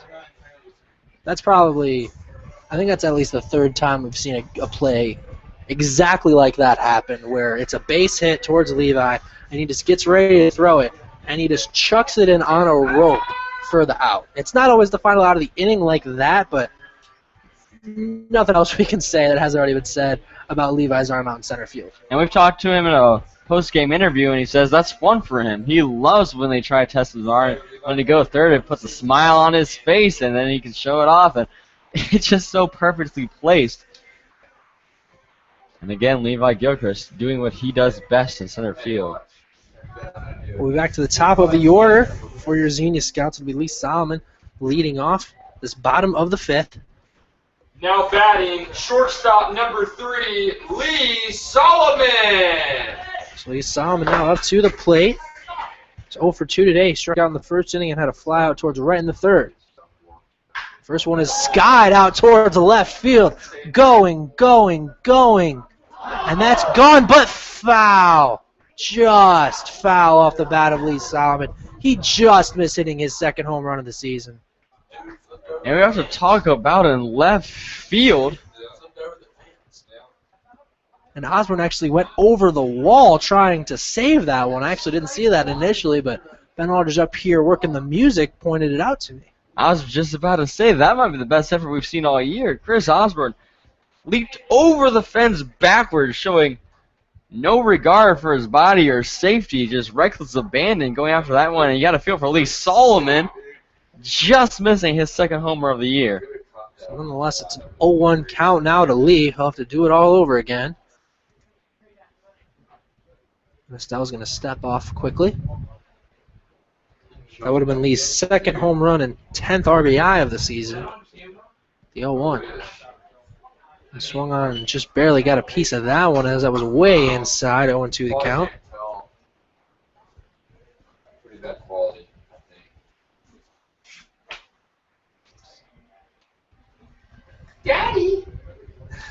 0-2 count to Solomon. And the 0-2. This is way up high. 1-2 the count. No way. That's a tornado. Now the 1-2. So that one's lined way out towards right field. It'll go out of play. That's the tornado, sorry. No, it's not. And the 1-2. Misses outside. 2-2 the count. Is that really a dang tornado sign? That'd be classic. And the 1-2. That one's fouled right back. We'll do it again at 2-2. Solomon hasn't got a hit yet today, but he's had a number of good at-bats for his 0-for-2 day. He had a 3-2 count, 2-2 count last time, now 2-2 count again. And the 2-2. That one's going to be skied out just out of the infield. And that one will be caught by Giannini for the first out of the inning, but we have to go back to at least Solomon was just a few feet, if nothing else, from hitting his second home run of the season. Now I was distracted by Chris Osborne hopping the fence. Lance had a better view of the ball going over that foul pole just to the left of it. So Binger now up to the plate. First one to him in there for a called strike one. Binger 1-for-2 on the day, grounded out to the pitcher in his last at-bat. Now the 0-1. And that one's hit out of play. Makes it 0-2 to Christian. Dude, I don't know what that is, but that ain't a tornado sign. It's a tornado sign. It probably shouldn't be going off right there. That ain't a tornado. 0-2 count to Christian Binger. It's clear as a Now the 0-2. Just misses inside, 1-2 the count. Unless it's right there.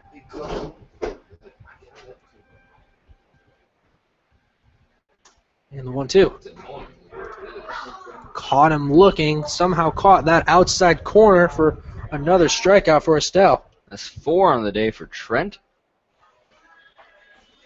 Next up to the plate, That'll with the third bring up- baseman, And number that'll bring up 16, Kyle Carnahan. He, of course, Carnahan. had himself a solo shot back in the third inning. He's been seeing the ball extremely well at the plate the last few weeks or so.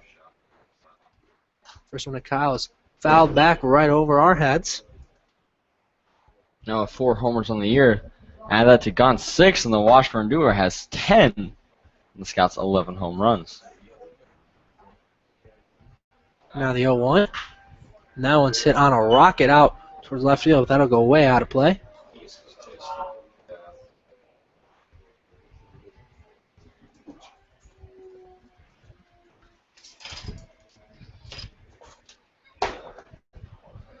Now the 0-2. Held up on that one just barely. They're going to ask if he went around, and he did not. A good job by Carnahan. He can't go down heat that high. Good check. No, Daddy, you can't swing that one. Now the 1-2. Just misses off the outside corner. I'm surprised that one wasn't called strike three with the way they've been calling those outside corners. It's 2-2 count to Kyle Carnahan. And the 2-2. And that one curves, and he'll hit that one back out of play, almost into the cages out there in right field. Carnahan goes oppo on that one to right field, and he just shows off the power of the player that's been nicknamed Thor on the team. And the 2-2. He's going to ground that one towards third base, but it'll go foul, so we'll do it again at 2-2.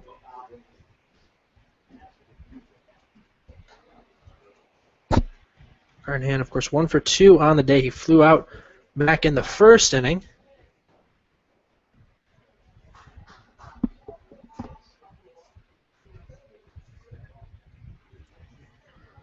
Still a 2-2 count to Kyle Carnahan, nicknamed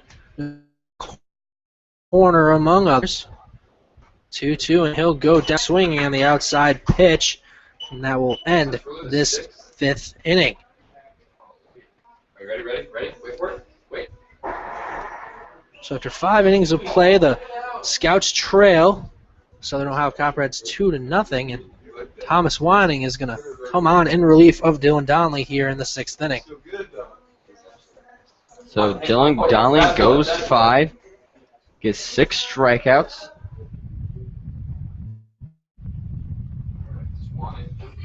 Gives up 2 earned runs. Entering the game to pitch for your Xenia Scouts, number 12, Thomas Wanning. So the day for Wanning entering the Dylan game to Donnelly, pitch for 5 innings your pitched, Xenia 2 hits, Scouts. 2 runs, 7 walks, 6 strikeouts, and a lot of those numbers staggering. Just 2 hits, but 7 walks, 6 strikeouts. Yeah, a great day for Wanting strikeout-wise. Most he's had in a game of the season, but that's going to be a little bit overshadowed by the 7 walks. You said Wanting. Excuse me, by Dylan Donnelly. That's okay. We knew what you meant. So Wanning's going to come in here in the 6th inning.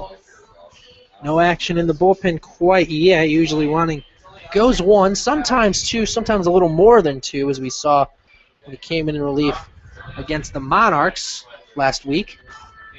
No action in the Copperheads bullpen, it appears. I think we're going to see someone just walked out there as soon as I said that. Yeah, I think we're going to have someone warming up. It looks like it's going to be righty. That's as much as we can tell you right now. And it's here at Grady's Field. Can't really see the visitors' bullpen well. The 6 for the Copperheads, the designated hitter, number 12. Looks like Zach Moore Grant was walking out there as well to warm up. If you can catch them before they walk in the bullpen, you can see what number they are. Pro tips from the press box. Grant Rubel will ground that one towards Lee Solomon over at short. And he'll get that one over to Cale Giddings at first in time for out number 1. 1 pitch, 1 out.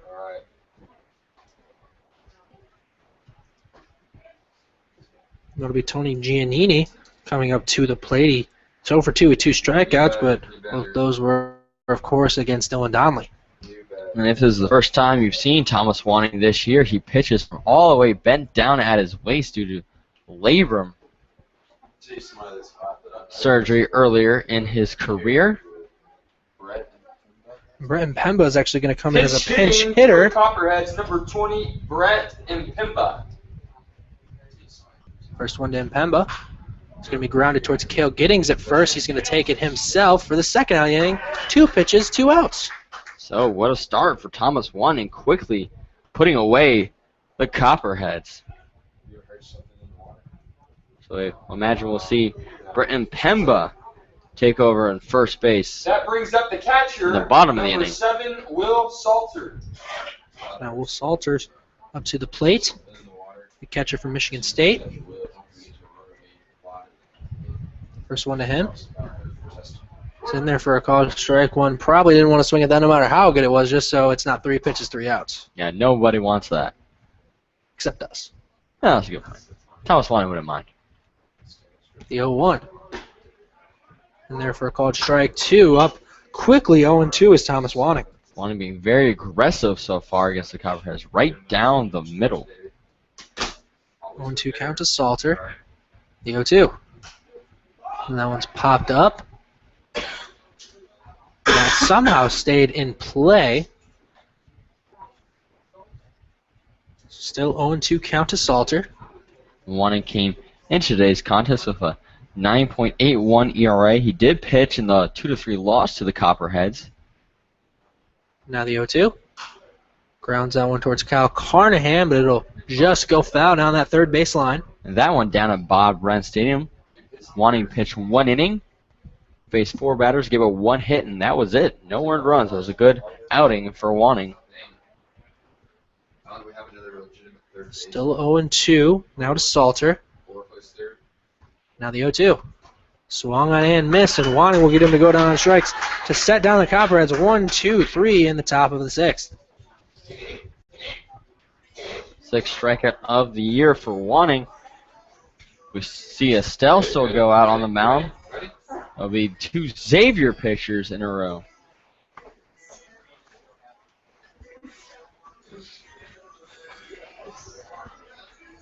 So Copperheads still on top 2-1.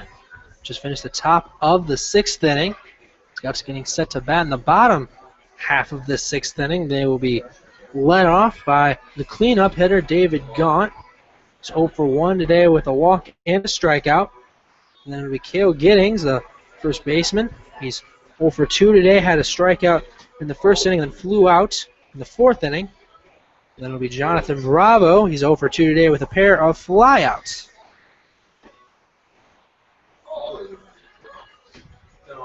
Trent Estelle will be out there once again for the Copperheads. Still some action out in their bullpen. They can't really see again what's going on with their obstructed view, but there is some action out there as the sun is still out here at Grady's Field in Xenia, Ohio in the Athletes in Action Complex. Hey, Jeff, you don't have to worry about this playlist anymore. I've done work on it. It's Wait. Did you hear me? Do have some score updates from around the league. Hey, dude. A couple of games in action today. Fighting through the rain. Earlier today's contest in the first game of the doubleheader, Lake Erie Monarchs beat the Cincinnati Steam up on Flat Rock, Michigan, 5-0. The second game of that contest, already in the bottom of the 8th inning, Monarchs leading that one 3-0, trying to sweep the Steam. And then at the pipe here, the Lorain County Ironman lead the Galleon Graders 3-1 in the top of the 6th. Scouts paying attention to that one, as the Ironman are not too far behind them in the standings. Hey, Jeff, guess what? So David Gaunt's now up to the plate here in the bottom of the Jeff, 6th. guess what, bud? Yeah, I farted. First one to Gaunt. You're welcome. It's in there for a called strike one.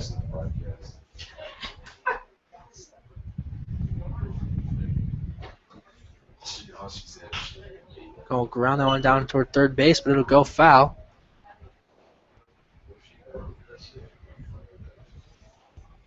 Gaunt's quickly down 0-2. Staying on third base now for the Copperheads will be Joseph Becht.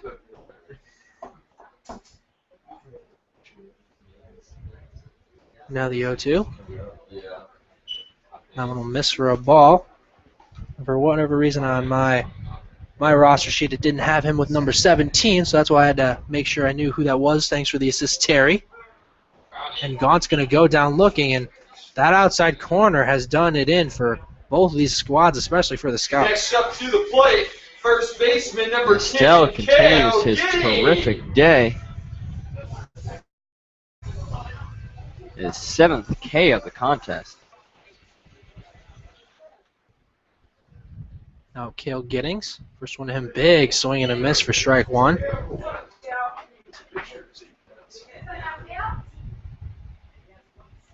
Now the 0-1. In there for a called strike two. Quickly down 0-2 is Cale Giddings.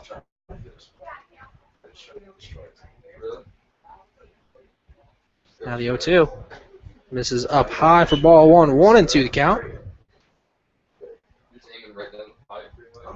Joe Beck goes to Santa Clara University in California. The 1-2 is lined over towards Calorie at second, but he can't get to it. It'll just go off his glove, and Cale will be in there for a base hit. So nice swing there from Cale on the 1-2 count to put it into play, and just missed there by Calorie. Great effort, just couldn't come up with it. So that puts a runner on for the Scouts.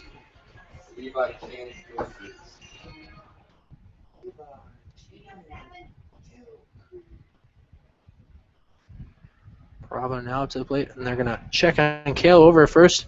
Same thing I said when Zach Wiley's running. He's not going to be running. You don't need to throw.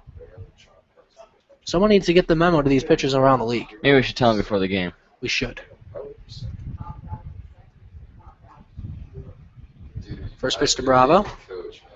Just misses for ball one.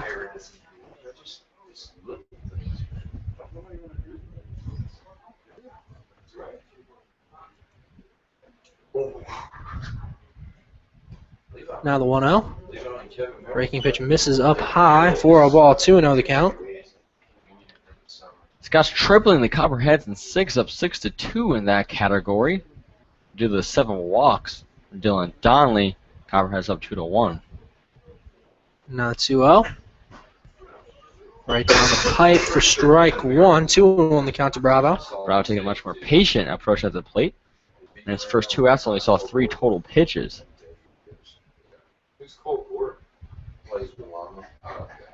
Now 2-1. Thought about that one, but held up at the high one. That'll be a 3-1 count to Bravo. Levi Gilcrease on deck is 2 for 2 today. Well, his brother, he got with Zach at USF, so yeah.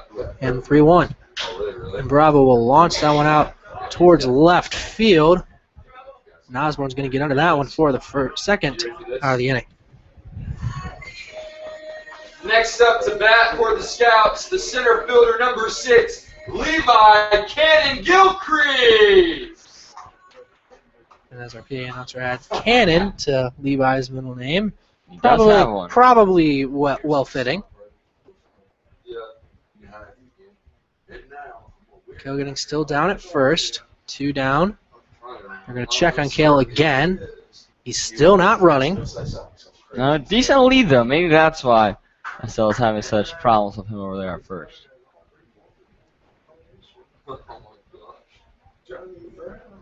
I try not to watch any movies. First one to Levi. Miss for ball 1. Scouts still trail 2-1 here to the Copperheads. We're in the bottom of the 6th. Kale Giddings at first with 2 down. Gilcrease at the plate. The 1-0. They'll pop that one up, but it'll get out of play. So 1-1 count to Levi. Center fielder from Baylor.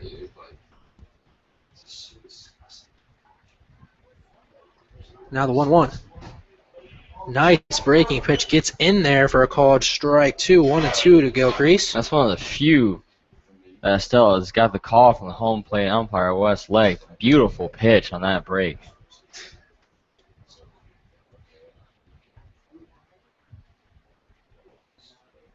Now the 1-2. And Gilcrease rockets that one out towards short left field. And Ted Williams, the shortstop, will get under that one to end the bottom of the 6th. So another runner left on for the Scouts. That'll bring them up to 6 runners left on in the contest.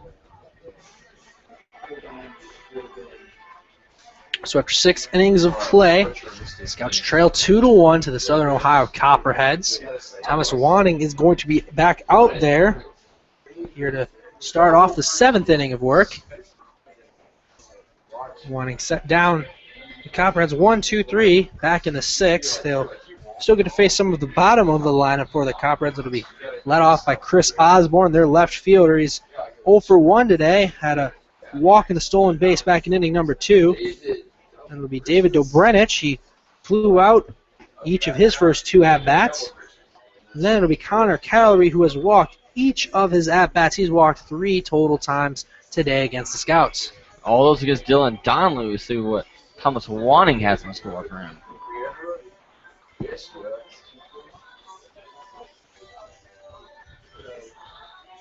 So we'll see what we can get from Thomas Wanning here in the 2nd inning of work. Still no action out in the Scouts bullpen, so got to think this inning is Wanning's to finish as long as he doesn't get into too much trouble.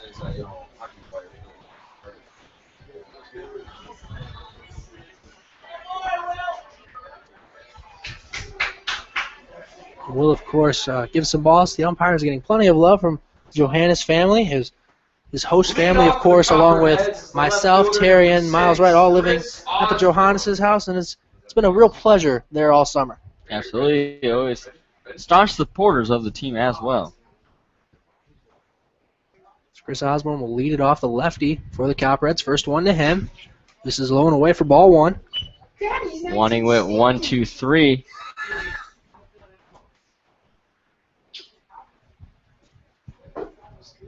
Now the 1-0. This is low again, 2-0 the count.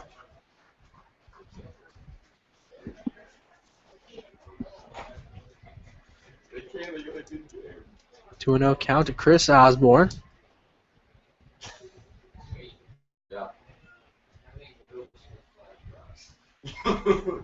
Don't act like you don't. And the 2-0. Catches the outside corner for a called strike 1, so that wide strike zone playing advantage for the Scouts finally as it doomed the batters in the last couple innings. 2-1. Grounds that one towards Christian Binger at second. He'll get that one over to Cale Giddings at first in time for out number 1. So again, Christian Binger has been worked heavily in this game and has not made an error yet, so he's Then up to the challenge has the second baseman from Southwest Baptist.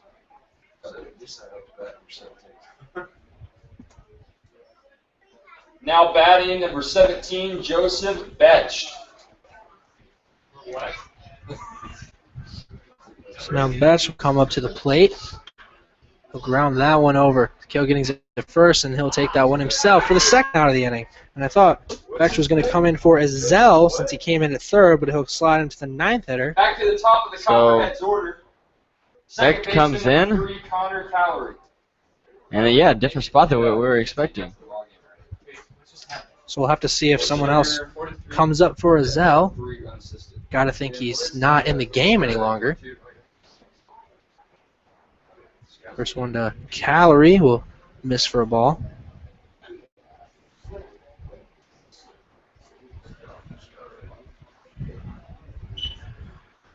Now the 1-0. Grounded towards first, but it'll go foul. Evens up at 1-1. Take me up for the ball game. Okay, well, too late. No, we still got time. Dude, we got.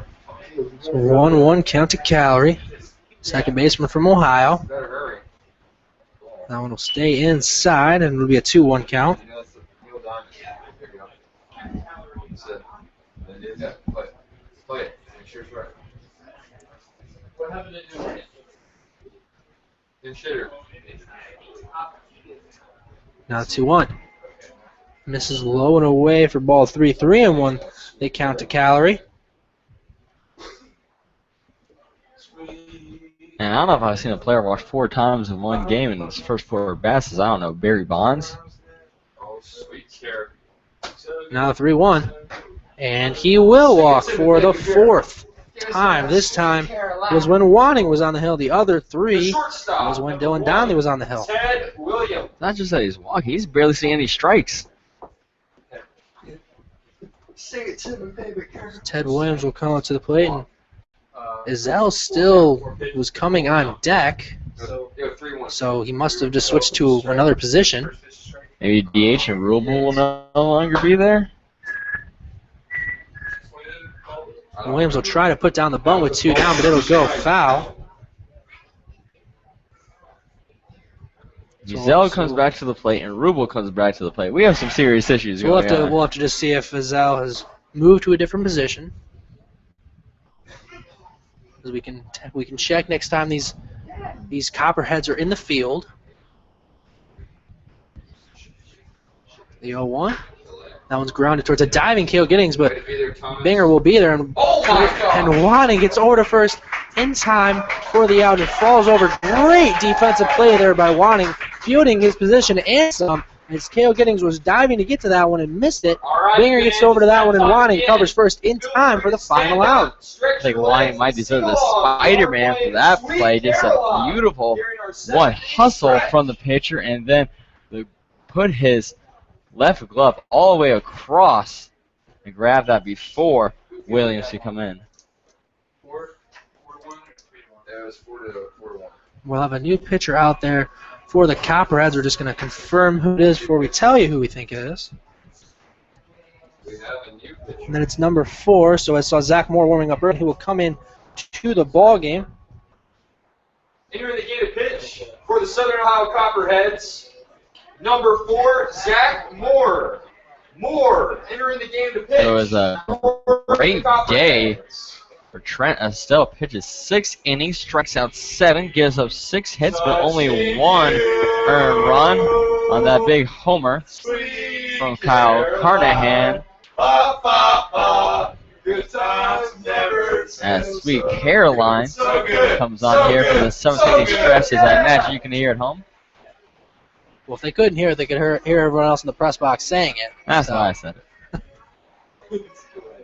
We move from a lefty to a righty. That's joy. That's joy. Liam said, how shocked I came up with this and fast if Lincoln had stolen it. Yeah. I saw it. Well, I didn't see the show. Alright. And Ezell is out there in left field. So Leading off for the Scouts in the bottom. So of for the whatever set, that's worth, Azell was out in the left catcher, field. So number 24, if we Zach see Osborne come up Wiley. to the plate, then something will really be amiss.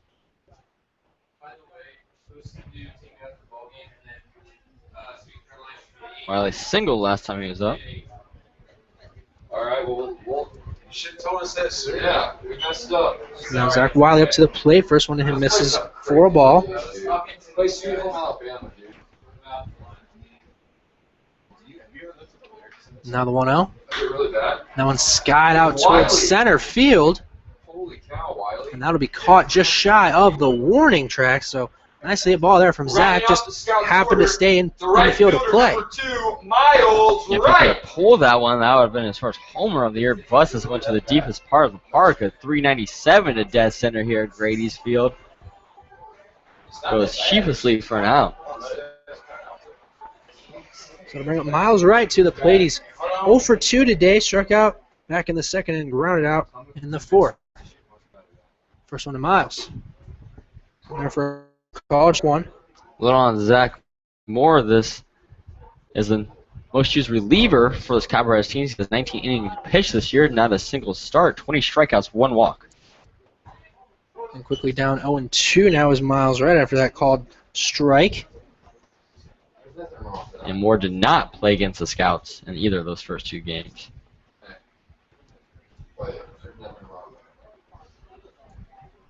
Now the 0-2. Swung on and missed, and Miles is going to go down to strikes on 3 straight pitches. Back The to the second top of time the he goes Scouts down order. today, and that's the 8th Shortstop strikeout number of the 3, day Lee for Copperheads Sullivan. pitchers. 7 for Estelle, now 1 for Moore. Now Lee Solomon is going to come up to the plate. He's 0 for 3 today. First one to him. He'll show bunt. Pulls it back for strike 1, and Solomon was just a few feet short of hitting his second home run of the year in his last at-bat. And that would have tied the game. It's unbelievable. Still 2-1 Scouts trail. Only 2 hits for the Copperheads today. And Solomon will ground that one over to Beck at third. And he'll get that one over to Mpemba in time for the final out of the 7th inning.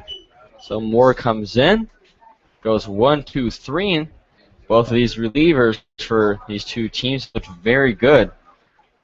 Moore for 1.42 ERA coming in with a 2-0 record, so definitely one of the best pitchers on the team.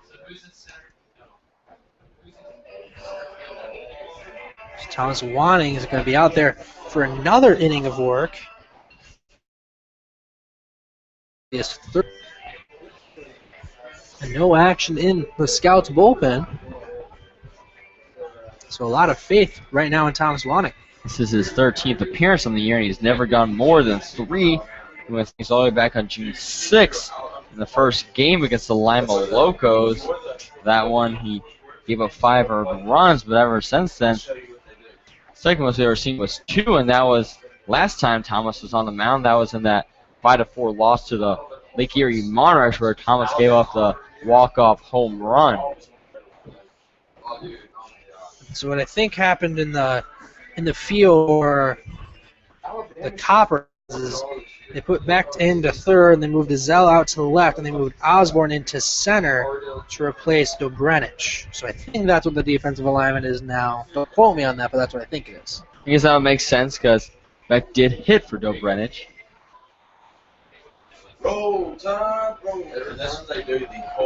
And also, of course, Britton Pemba came in for Tony Giannini. That was back in the 6th inning.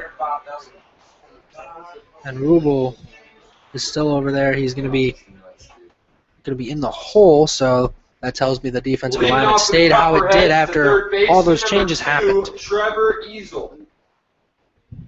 Trevor Azell will come up to the plate here. First one to him. Misses inside for ball 1. Roll time. Zell 1 the day, the 1-0. In there for a called strike 1.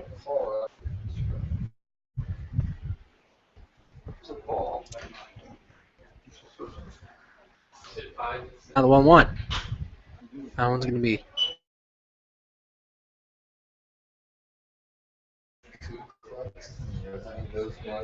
Now, who's been saying hasn't been a bad day on the mound for the Scouts? It was just those walks from Dylan Donnelly back in the first inning that has hurt the team. The 1-2 will just miss for called ball 2-2 now.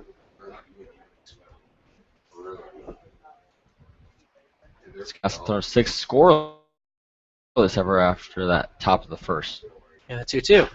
That's grounded towards Banger at second. They'll get that one over to Cale Giddings at first in time for out number 1. The cleanup batter, right fielder number 15, Ryan Rippey. So Rippey will come up to the plate. Rippey, one of the tallest field players we've seen this year, is 6'6". Tallest Cole Gordon of the Lima Locos. First one to Rippey. In there for a called strike 1.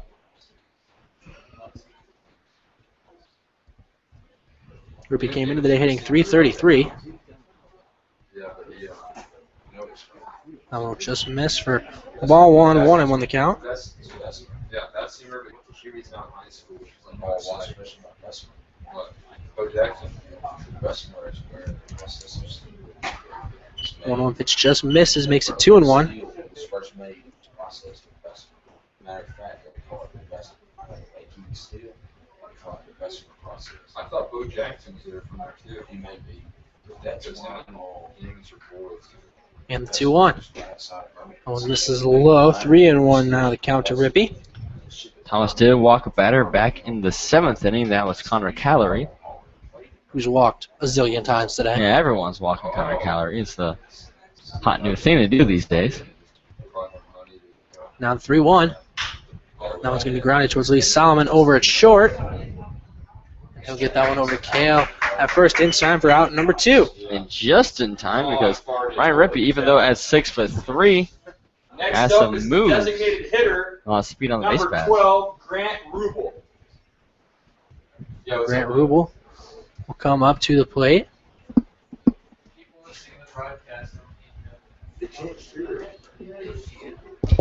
Yes, they can.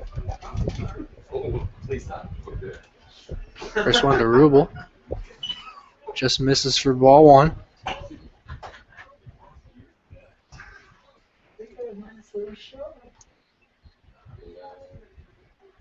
Now the 1-0.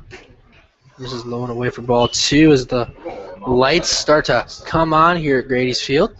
And a beautiful landscape in the background. That's what happens when the sun comes out for a little bit. Ohio can be pretty, Lance. It's hard to believe from this summer, but it's true. And the 2-0. That one's grounded just past the diving Kyle Carnahan. That'll be a base hit for Rubel. That'll be his first of the day. And the first hit given up for Thomas Wani, who almost got out of his 3rd inning of pitching. That's the first hit we've seen since back in the 5th inning when Dylan Donnelly was still on the mound. Now Brett Mpemba will come up to the plate. This will be his second at bat. He grounded out to first back in the 6th. First one to Mpemba.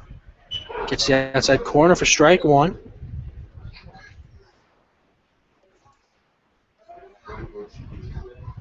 Mpemba comes from Oakland University up in Michigan. The 0-1. Grounded on the first base line, but foul. 1-1 the count. Oakland University in Rochester, Michigan. Not too far from the Palace in Auburn Hills where the Detroit Pistons play. I say that's because Mason looked it up before the game. Also went out there for a volleyball trip last school year. 1-1 misses outside. 2-1 the count to Mpemba. And a great grab that time from Zach Wiley, extending his glove all the way out. That would have definitely put Rubel on second base in scoring position. 1-2 to Mpemba in the pitch. Inside, and they're going to try to catch him at second. And they do. Rubel's going to go down trying to steal. And that will end the inning. Second cost stealing of the day. So now the Copperheads are 1 for 3 on testing the arm of Zach Wiley. The only time They were able to steal was when Chris Osborne got to second after Wiley, of course, bobbled the ball. So really they're 0-2. Because he would have thrown him out. Absolutely would have. But that's going to bring up Brett and Pemba. We'll go to the top of the 9th inning.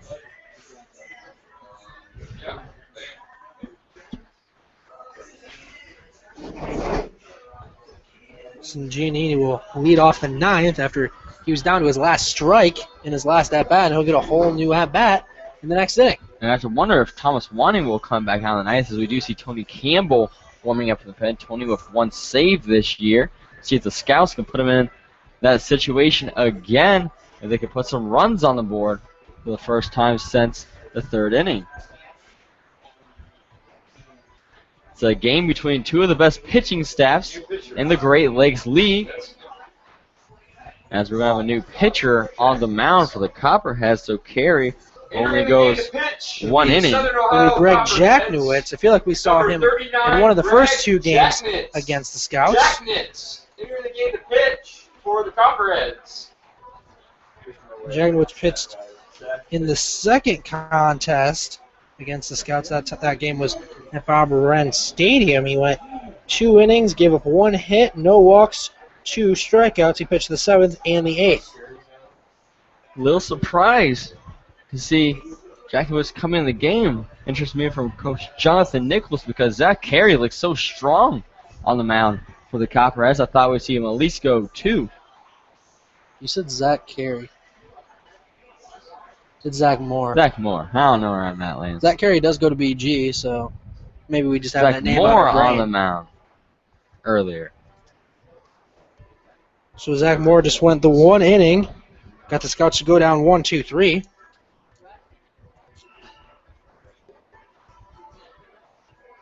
So we'll see what Jacknowitz can do. Another pitcher from, what do you know, Xavier. So Xavier getting a lot of representation here today.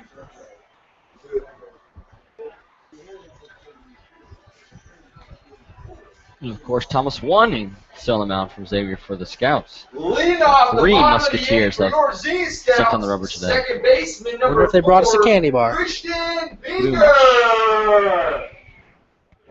As Christian Binger steps up to the plate. Scouts still down 2-1. Trying to get back in this ball game. First one to Banger. Yes. In there for a called strike 1. Jacknowitz on the season, 2 wins, no losses. This would be his 6th appearance. Now the 0-1.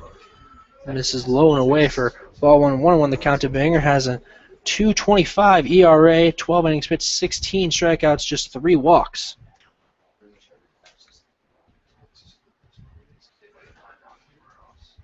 Now the 1-1. Well, misses low, makes it a 2-1 count to Christian Binger, the second baseman from Southwest Baptist.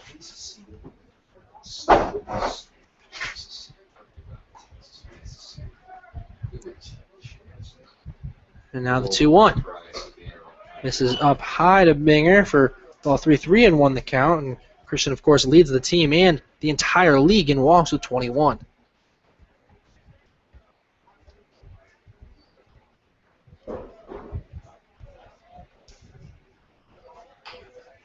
And the 3-1.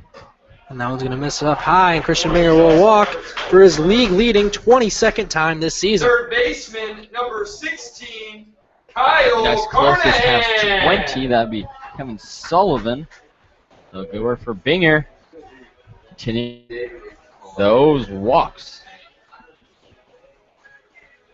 So now Kyle Carnahan up to the plate for the 4th time today. He's 1 for 3 with a home run back in the 3rd. First one to Carnahan. Misses a tad high for ball 1. That walk from Jacknowitz was the first one the Scouts have seen since all the way back in the 1st inning when David Gaunt walked. Kyle Carnahan, one half of the Washburn-Ichabod duo. David Gaunt, his Washburn teammate, on deck for the Scouts. And they're going to check on Binger over at first. He's in there in plenty of time. Binger does, of course, have 5 steals on the season, so can be a threat to run if the right situation presents itself.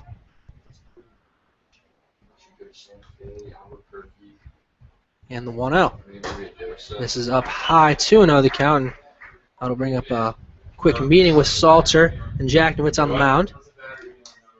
55%. And now we're going to have Coach Nichols coming out there.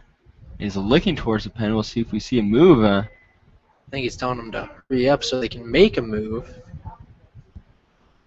Don't know if that means they'll make a move quite yet.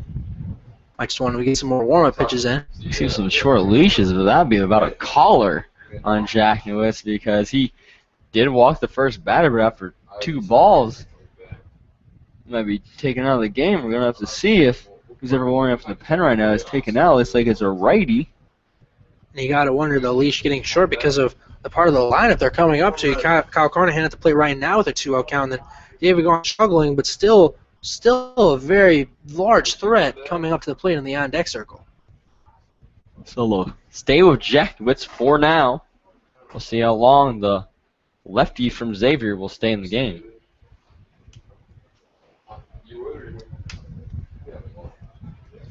2-0 count to Kyle Carnahan.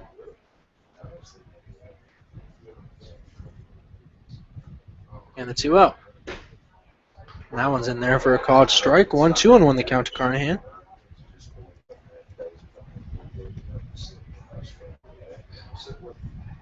Kyle, of course, with a litany of nicknames. Mr. Hot Corner, Thor among them. 2-1. He swings and misses at that one. 2-2 the count now. Also the Boulders, he's been hit 9 times this year. Leads, of course, the entire team and the league. Does also have 9 walks on the season, so does a good job of getting on base. And the 2-2. Binger's on the move, and they're going to swing, and they're going to strike him out, and they're going to try and throw out Binger, but he's going to be in there safely as the ball gets past second base. And Binger with the steal, but what a play by Connor Calorie as the throw from Rubel went past. Excuse me, the throw from Salter went past, and with Calorie not being able to grab that one when it went to center field, Binger probably went to third. So now David Gaunt's going to come up to the plate. He's 0 for 2. He walked back in inning number 1, but struck out in the other 2 at-bats. That's something David came up and talked to us before the game and says he needs to stop striking out as much. He has 26 strikeouts on the season, second on the team.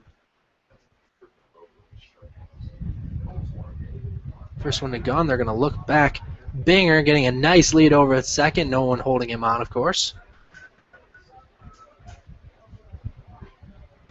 Cale Giddings on deck. He did single last time he was up. First one to Gaunt. It's in there for a called strike 1.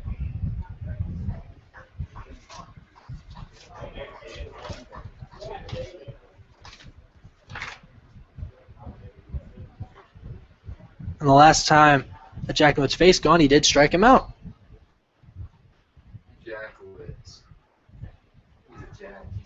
And time is going to be called between the umpires. 2 hours now.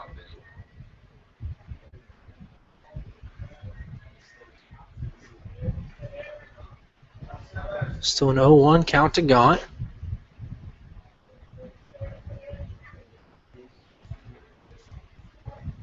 Binger still over at second, keeping a close eye on him after a steal. The 0-1 is popped way high up in the air, but going to get out of play. It'll be 0-2 on Gaunt.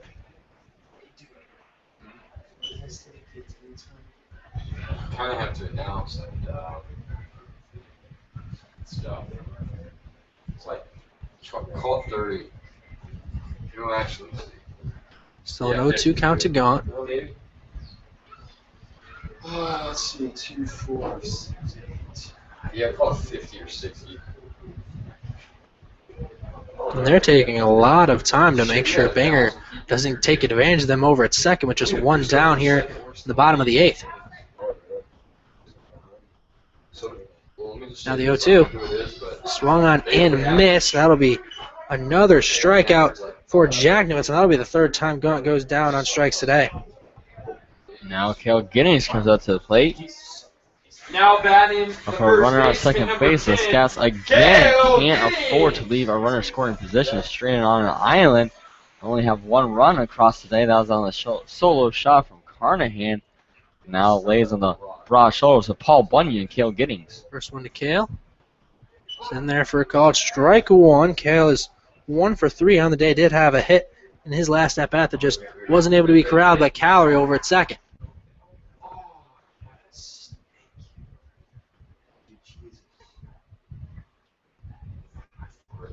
Now the 0-1. That one's going to be lined into the gap in the right field for a base hit. They're going to send home Christian Binger, and they're going to throw, and it's not in time, and Binger's going to be safe, and the Scouts will tie up the ball game as Kale extends it out to second. Well, Kale extends a single to a double and ties up the ball game. The big man coming up clutch. Your Xenia Scouts. And that's Kale's first RBI on the season. It is. Johnny Bravo.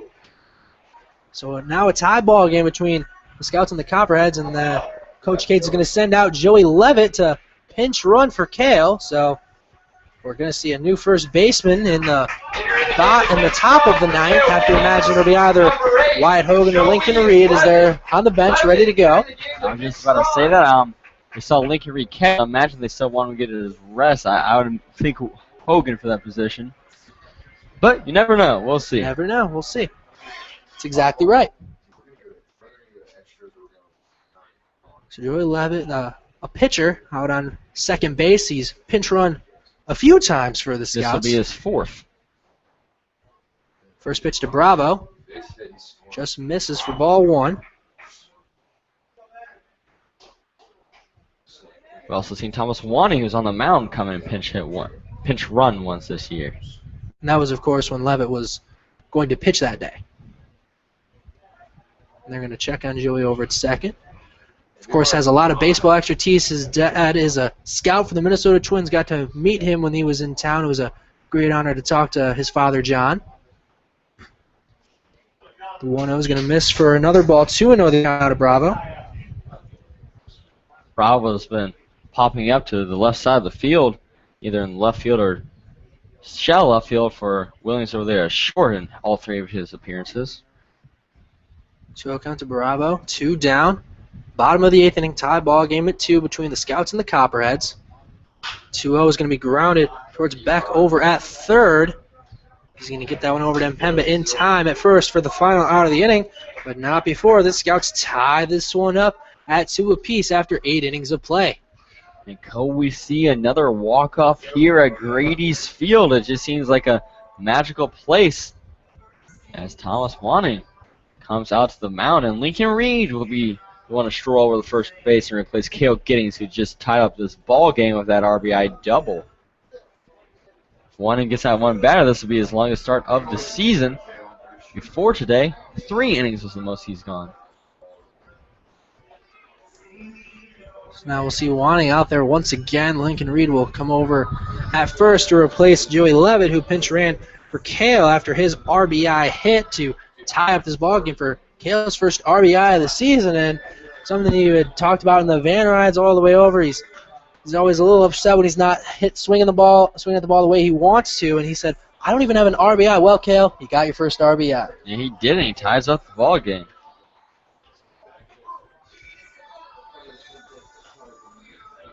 So Wanning's going to be back out there once again.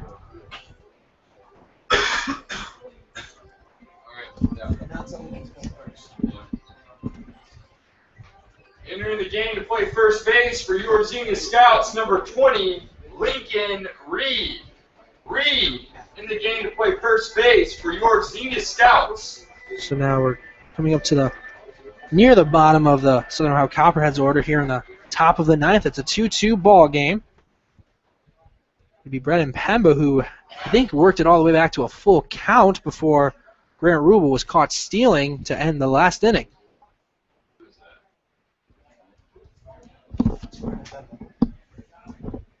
Now batting, Pemba.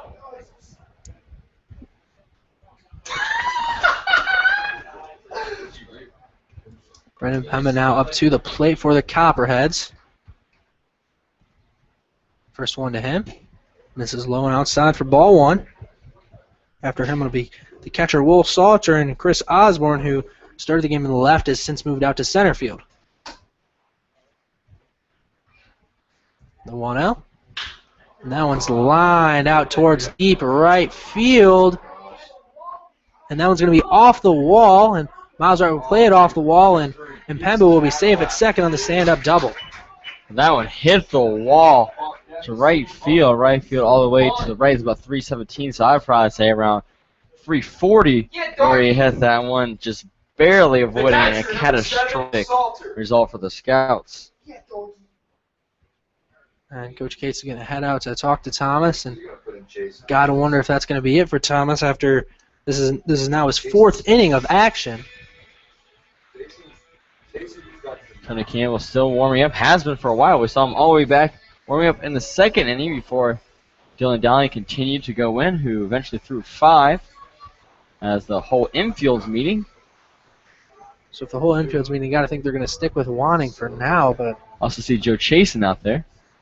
you got to wonder if this is the right thing to do with a tie ball game, and he's now fourth inning of work, and usually we say he goes one inning and he does great, but then if you try to ask for too much more out of him, then it usually doesn't end as well as you would like. Thomas, a great setup role pitcher.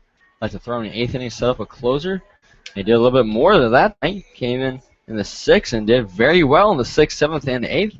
Started this inning off here on the top of the 9th with a leadoff double to Brenton Pemba, and also impending danger sitting at the plate.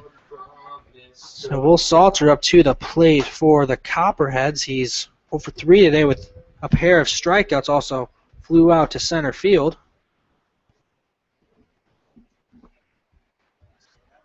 So still nobody down here. Top of the 9th, 2-2 between the Scouts and the Copperheads. First one is Salter, misses inside for ball 1.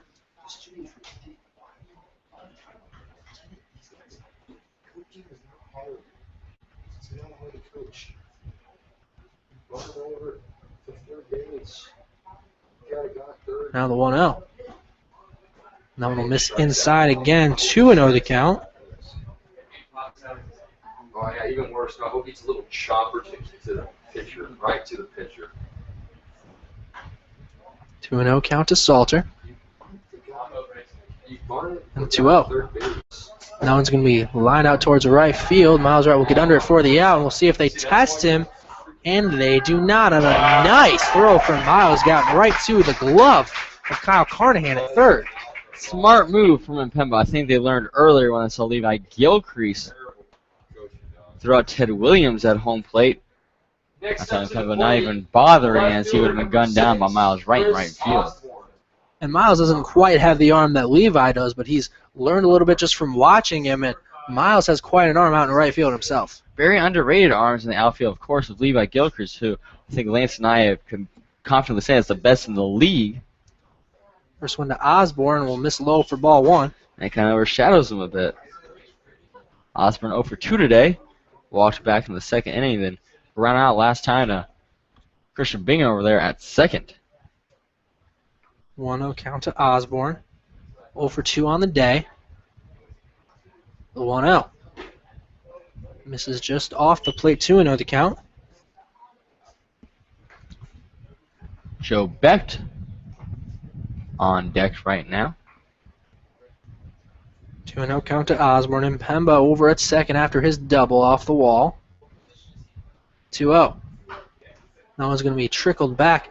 Just going to stay in play, and Wiley's going to field it and get it over to Lincoln in time for out number 2, but that does advance Pemba to third. Does advance Pemba, but smart play from Wiley. I think if you would have waited, that one would have still stayed fair. I think it was going to tiptoe on that foul line, so great job not showing any hesitation, making a confident play. Had in his mind that he was throwing the first the entire time. We saw that ball dribble off the bat. Now 2 outs with a runner on third. So now Joe Becht up to the plate for the Copperheads, and Pemba waiting down at third. He's the go-ahead runner for the Copperheads. 2-2 ball game, 2 down, top of the 9th. First one to Becht, catches the outside corner for strike 1. I can't believe it, but again, we've seen that wide strike zone all game long. It's been consistent for both of these teams.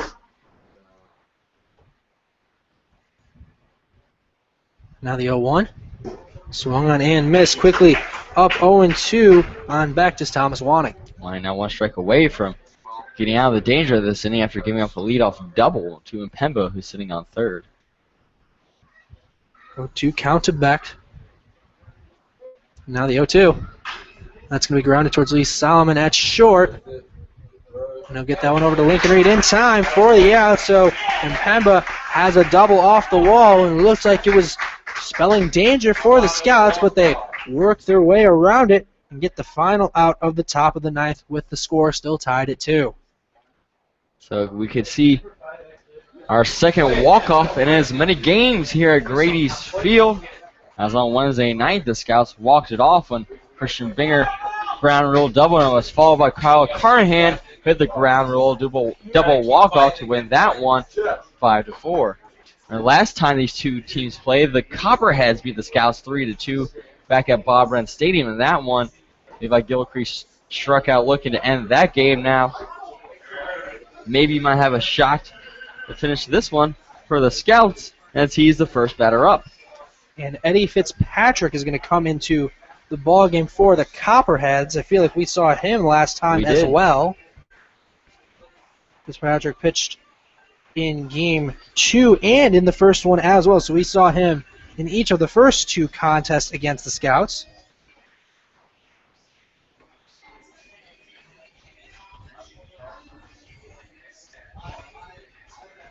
Fitzpatrick on the season. This will be his 8th appearance, has gone 8 innings, allowed 7 hits, 3 runs, 3 walks, and 10 strikeouts. Entering the game to pitch for the Southern Ohio Copperheads.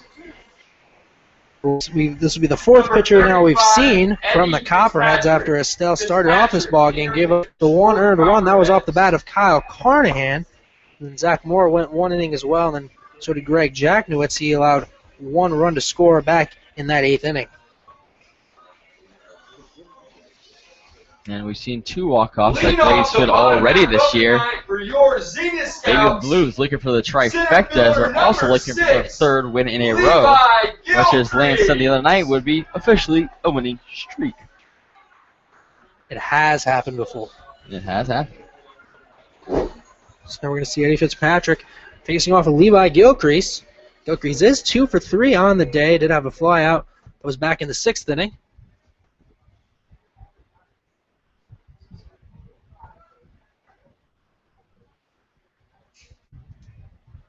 First pitch to Levi. This is way outside for ball 1.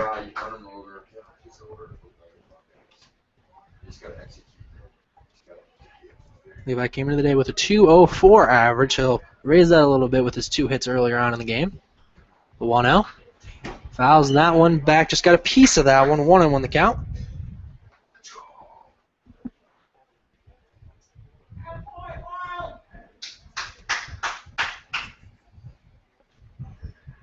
One and one count to Gilcrease.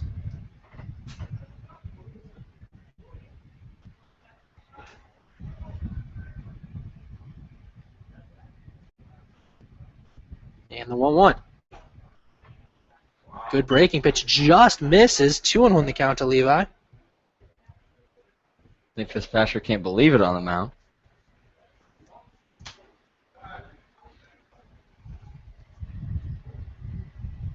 And the 2-1. Thought about that one outside, but held up. Now a 3-1 count to Levi.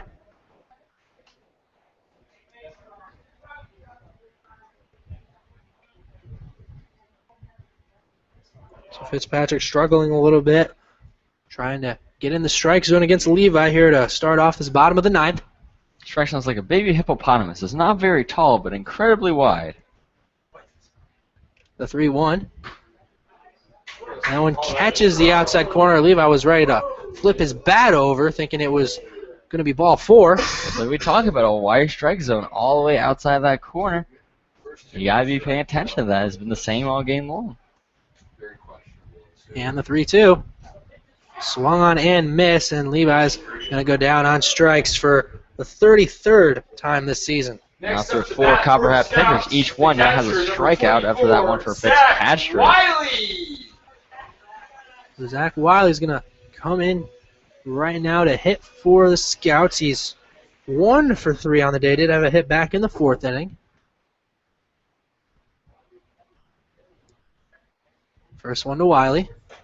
This is outside and high for ball 1. Wiley just with 7 hits on the season with that hit back in the 4th.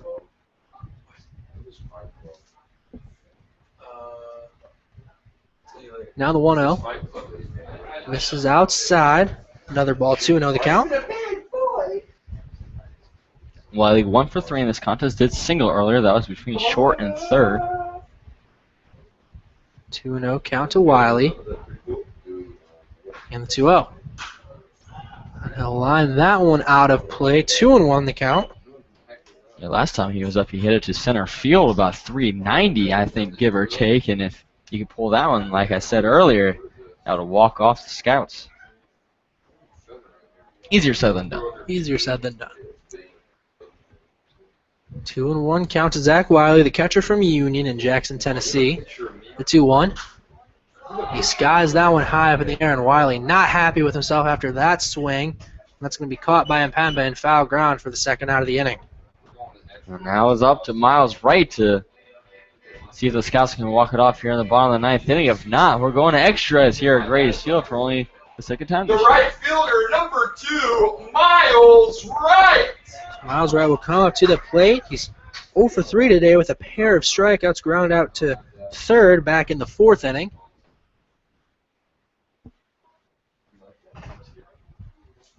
Miles Wright comes up to the plate with 2 down. Bottom of the 9th, tie ball game at 2 apiece. Your Scouts taking on the Southern Ohio Copperheads.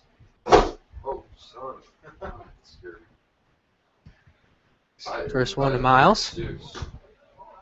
Just misses for a called ball 1.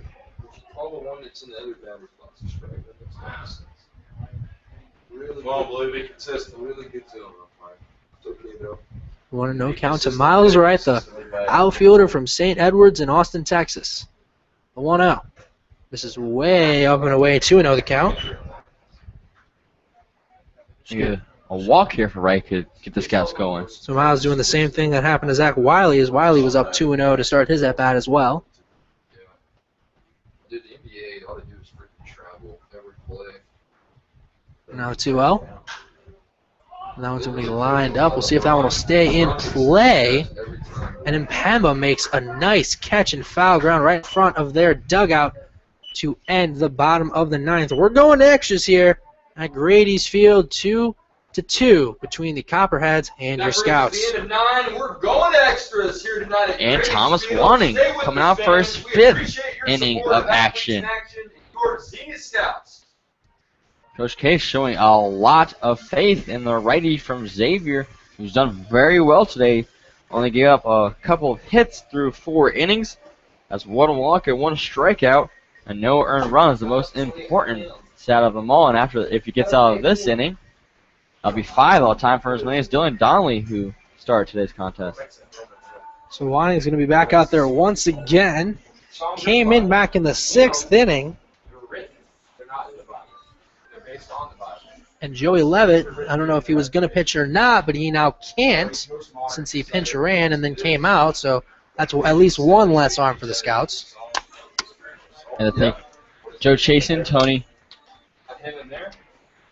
definitely be on the next 2 pitchers out there, because Tony Campbell's been warming up since all the way back in the 2nd inning originally.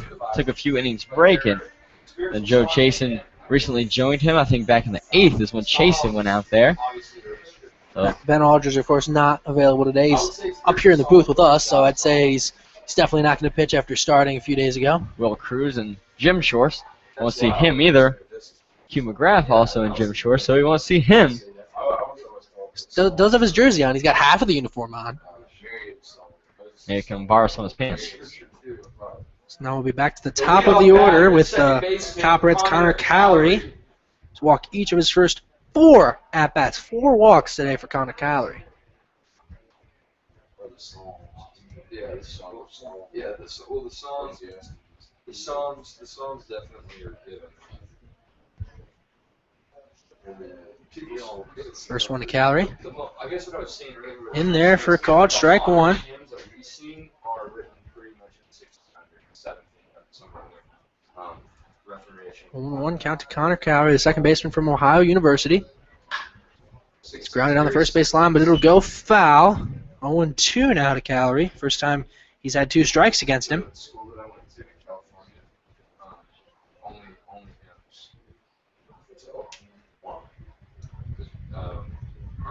1-2 count to Calorie. The 0-2 pitch. Waste pitch to the outside. 1-2 the count. And that time just trying to get him. Chase was sidearm wanting.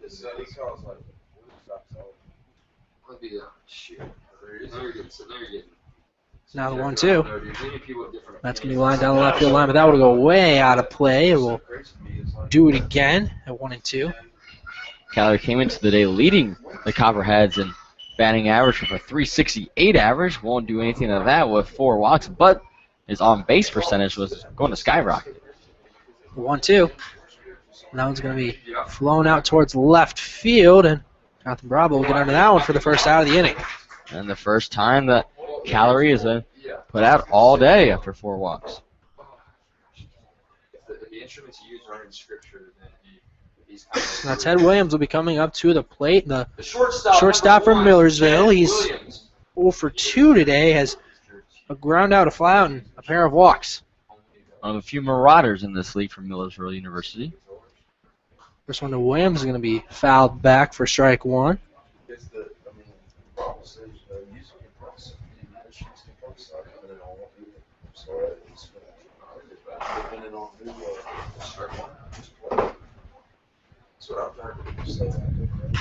And that one's going to be lined past Kyle Carnahan for a base hit, and that'll be the first hit of the day for Williams. So now the go-ahead run stands on first base for the Southern Ohio Copperheads. With Trevor Ezel coming to the dish here in the top of the 10th. The third baseman, number 2, Trevor Ezel. Trevor Ezel will come up to the plate. He's got 1 hit on the day that makes him 1 for 3. Had a walk back in the 5th inning. Ted Williams over at first after his single. First one to Ezel. That one's going to be lined out of play for strike 1. I don't think I see Tony Campbell warming up anymore. I just see Joe Chase unless Tony's blocked. Well, actually, I think now he is. Yep, Tony's still out there. Never mind. That's a false update. He's shorter, and there's a big fence, and they switch spots. I blame Tony and Joe.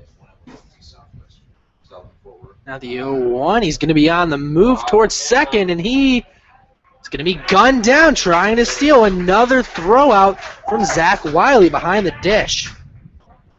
You think Williams would have learned after being thrown out at the plate from Levi Gilcrease and seeing 2 players before that get gunned down, but Lance shakes his head, nope, not learning. That go the way he thought it was going to go? No. Nope. 1-1 count to Ezel. That one's in there for a called strike 2. 1-2 the count. Wait, did Lee tag him out or did Christian? Who did do? Thomas went in. Joe, pay attention, man.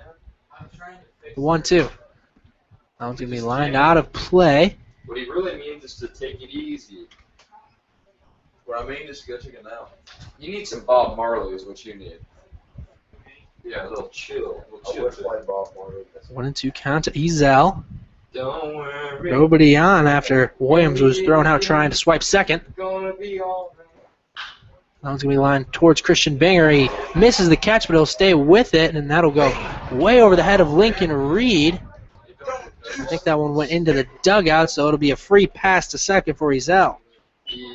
It's one thing to make an error originally, but you don't want to compound those errors. So 2 errors on Christian Binger, originally missing the catch and then overthrowing Lincoln Reed. Next up is the right fielder, number So that'll bring up 15, Ryan Rippey. Ryan Rippey. Yeah. So the Copperheads now have their go-ahead run at second with 2 down. Still, of course, some action in the Scouts bullpen.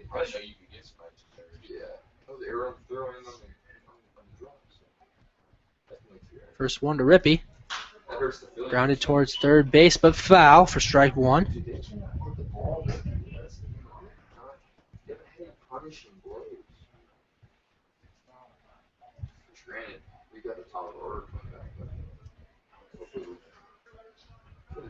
So a 1 count to Ryan Rippey from Southeast Missouri State. The 0-1. This is low for ball 1. 1-1 the count. You have to wonder how that's playing on the mind. Thomas won. He thought he got out of his 5th inning. and then just has to go back to the rubber. The 1-1. That one's in there for a called strike 2. We've seen that outside corner be a bane to each of the hitters for each of the sides, so it's a little bit of an off strike zone, but it has been the same way for both teams, I must say. I think that's what everyone wants if you're a manager. You want it to be consistent, which it has been all day long from Westlake. And the 1-2. That one's going to be lined out of play. So we'll do it again at 1-2. Well, I was at junior college. There. You went to junior college first? Yeah, because I was told I'd do both ways, but I got there and gained 2 miles an hour. 6 weeks, they said we want to use the pitch. Going from touching like 89 to like 90. 1-2 count to Ryan Rippey. Zell still over at second. The 1-2. That's going to be lined past Christian Binger into right field towards Miles Wright, and they're going to send him home. And Wiley dropped the ball! And he's going to be safe at the plate. It was a great throw from Miles Wright in time. The tag was applied into his sternum. The ball just fell out, crushing the hopes of the Scouts as the Copperheads now take that 3-2 lead. And that's just a brutal play for Thomas Wani, who should have been out of the inning a batter ago. Grant Rubel will come up to the plate, and it's going to bring out a meeting between Wani and Coach Cates.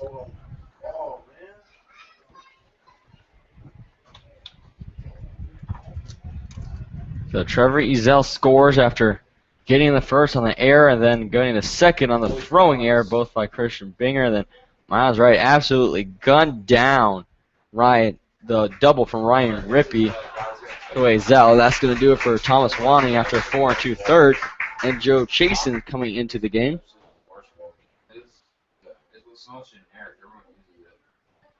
And you really have to feel for Thomas. Yeah, it's absolutely right. Thomas went out there, threw probably the best game he's done all year. Definitely longest innings-wise, 4 2/3. And he did very well, and it's just crazy how things can happen and they just keep going and going. Once one bad thing happens, another, and then another, kind of like quicksand. When we were watching the replacements yesterday, that's exactly what just happened to the Scouts. One bad thing's happened, then another bad thing happens, and then Rippey hits it into right, and then Miles Wright had a perfect throw to Wiley, had the tag, and the ball just fell out of his glove. Yeah, it's hard. It seems like Scouts has been dealing with so many problems this year in late inning situations, and again, couple of errors, and then a tag at the plate that would have ended the inning after a beautiful throw bounces out. So just the little things have been hurting the Scouts all year long.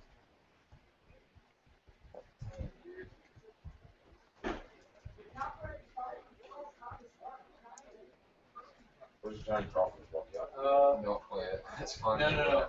I changed it. Oh, you changed it. Okay, good. It's like a real case. Just one strikeout from Wanning, but he did his best to get all these Copperheads to go down, and it's kind of a shame that the end of that inning happened the way it did. You think he had the inning ended, and a couple things happened, and now the Copperheads have a 3-2 lead. Yeah, and that run will not be earned to Thomas, of course, as Ezell was put on second base on a couple errors from Christian Binger. So now the Scouts are going to have to come back in the bottom of this inning if they want to keep playing baseball here at Grady's Field. Luckily, they will have the top of their order coming up, so good signs for the Scouts as long as Joe Jason can get Grant Rubel to go down right here. First one to him is going to be fouled back for strike one. Rubel, the catcher from Georgia Tech, he's in the DH role today. Did have a hit back in the 8th inning.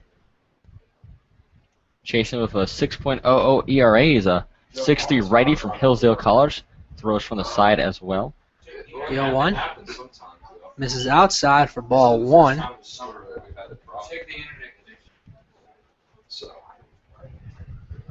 1-1 count to Grant Rubel.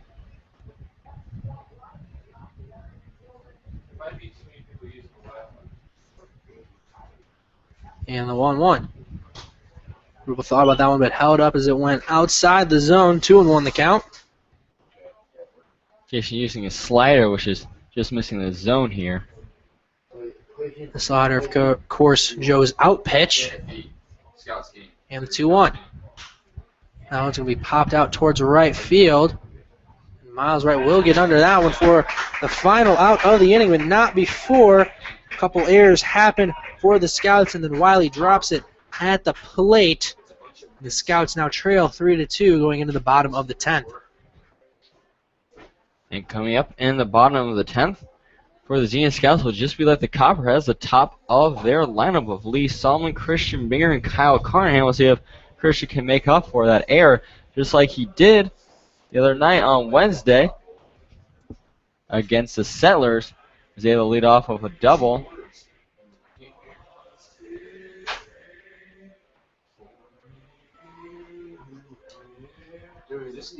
And it looks like we have another pitcher on the mound.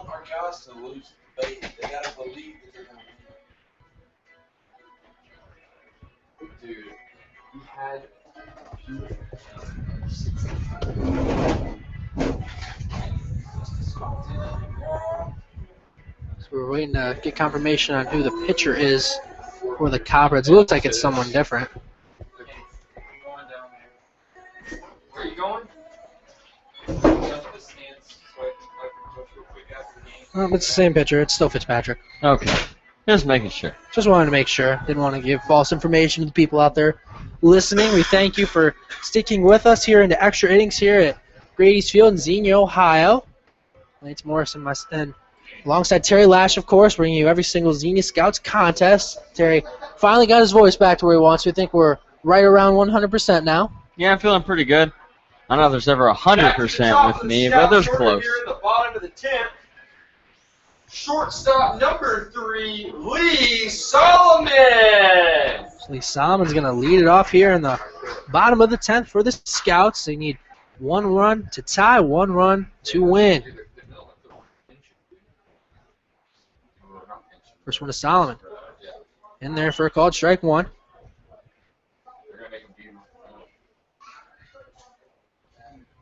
Solomon 0 for 4 so far today, but did miss just hitting his second home run on a foul ball. The 0-1. That one's going to be lined back up the middle. We'll see if they can get to that in time. And Williams fielded it, but wasn't able to throw over to first. So Lee Solomon will be safe on the infield single. Lance, I could be wrong, but did that clip off the ankle of Fitzpatrick on his way back up? Next up to the Maybe, plate, I'm not sure. the second Take a baseman, weird number hop off the 4, mound, which Christian makes sense because the mound is a different Binger. surface, but I thought it might have hit the edge of the cleat of Fitzpatrick, which would have slowed it up. Not sure, but regardless, Lee Solomon with his 8 stolen bases on the year, now sitting on first base. Solomon with 8 steals, 4 times being caught stealing. First one to Binger. He shows bunt. They're going to ask if he went around, and he did. So that'll be strike 1.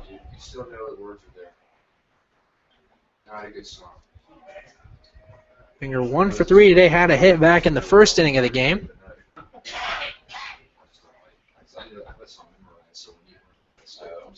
The 0-1. Binger's going to try and bunt again, and he offers, so Binger's quickly down 0-2, something we rarely see out of Christian. Yeah, not typical. That one was way up in the zone. Usually you see Christian pull that bunt back and make it 1-1, but definitely going after that one. Now the 0-2. That's going to be grounded towards Beck at third. He's going to get it over to second for 1. And Binger's going to be safe at first on the fielder's choice. So they get the lead runner, but that does get Christian Binger over to first. Now back. And they got the runner you want to get out, and Lee Solomon, the fastest player on the team, arguably. That does bring up Kyle Carnahan with a runner on, down by 1 here in the bottom of the 10th. So now potentially the tying run on third, and Christian has been primarily involved in every single late game fanatic. He's either scored the winning run or hit in the winning run. First one to Carnahan, misses up high for ball 1, and of course now Christian can't be the winning run, but he can be the tying run.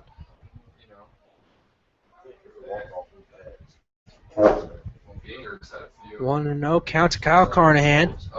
Third baseman from Washburn, one half the Ichabod duo. Next one's in there for a called strike one. 1-1 the count. David Gaunt sitting on deck, struggled today. It also does have 6 homers on the year. Catch for me. This Cal will call time.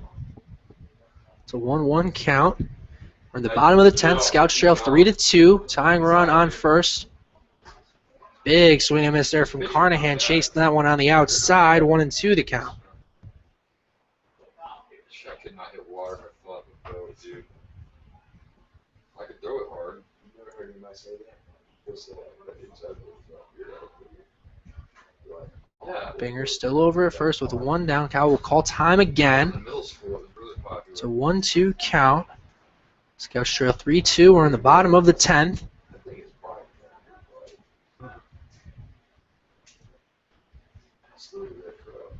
And time will be called this time. Plate umpire we're not too far off in the Fitzpatrick taking his sweet old time on the mound.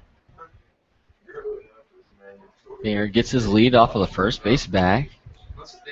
Did steal earlier today. 1-2.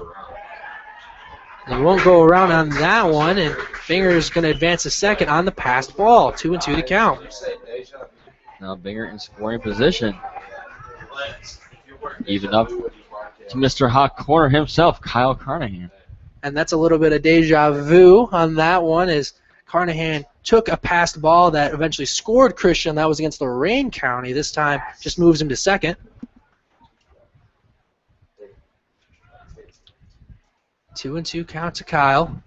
2-2 pitch. He's going to ground that one towards Becht at third, and then he's going to throw it over to first and get Carnahan, but that won't advance Christian to third. Now all lays on the strong arms of David Gaunt, the catcher from Topeka, Kansas, from Washburn University. Went to the Ichabod's on a football scholarship, was a quarterback back in high school. Trying to throw up a Hail Mary right here and get the victory for the Scout. Gaunt comes up to the plate with the tying run on second. Gaunt himself represents the go-ahead and winning run. Scouts down to their last out in the bottom of the 10th. First one to Gaunt. Just misses for a called ball one on the inside part of the plate. Gaunt 0 for 1 today, or actually 0 for 3 today with 1 walk, 3 strikeouts.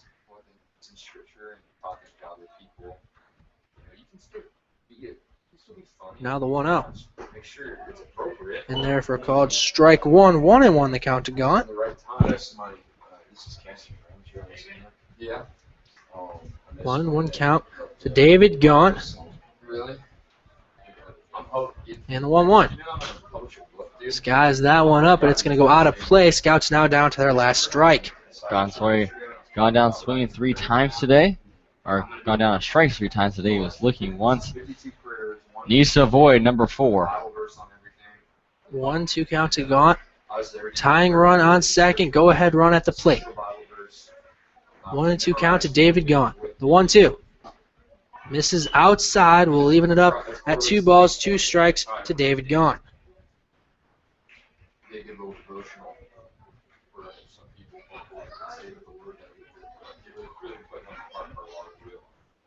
And time will be called. Man, they sure like to keep it interesting here at Grades Field, don't they, Lance? It's just one game after another. 2-2 count to David Gaunt. The 2-2 pitch. Swung on and missed. Gaunt's going to go down strikes for the 4th time today as the Copperheads will beat the Scouts in extra innings here at Grady's Field by a score of 3-2. And it's heartbreaking. It was a great effort from our player of the game, Thomas Wanning, who came in, pitched 4 2/3. It should have been 5 innings, but a couple of errors by Christian Binger really hurt the team, and you got to feel for him out there. Yeah, you got to feel for him out there. Thought he had that final out in the 10th, and then a couple errors happened, and then thought we could save the damage with a throw from Miles right from right field, and then Wiley has it, and then it just falls out of his glove. Something that happens in the movies when you're trying to get the final out of the game or trying to score the final run of the game for the winning side. And it just didn't happen today for the Scouts. Everything that could went wrong in that final inning did. And that's been the story for a lot of this season. Yeah, today was a sports story where you think the team that you're cheering for the whole time is going to come out with a victory late in the game, and they end up losing. And you're left with why did I pay $5 to see that movie if the team just lost in the end? But great effort for the Scouts. Battled back after giving up those 2 runs all the way back in the top of the first inning. Dylan Donnelly struggled a little bit today, walking with his 7 walks on the contest. Had some location problems. Solo shot from Kyle Carnahan, of course, in the Kale Giddings with that RBI double for his first RBI of the year in a big, big spot. That's sent home Christian Binger. And then at least almost start off the bottom 10th on the right note. He got a single. Christian Binger then hit a field of choice, but got to second on the pass ball. It looked like it was set up again. Kyle Carnahan, David Gone, 2 most RBIs on the team between both those players. Coming out to bat next, and then both go down. Carnahan to third, and then David Gone struck out. And here comes Thomas Wanting, today's player of the game. He'll step over for me over here. He'll try to finagle everything. Move the camera about.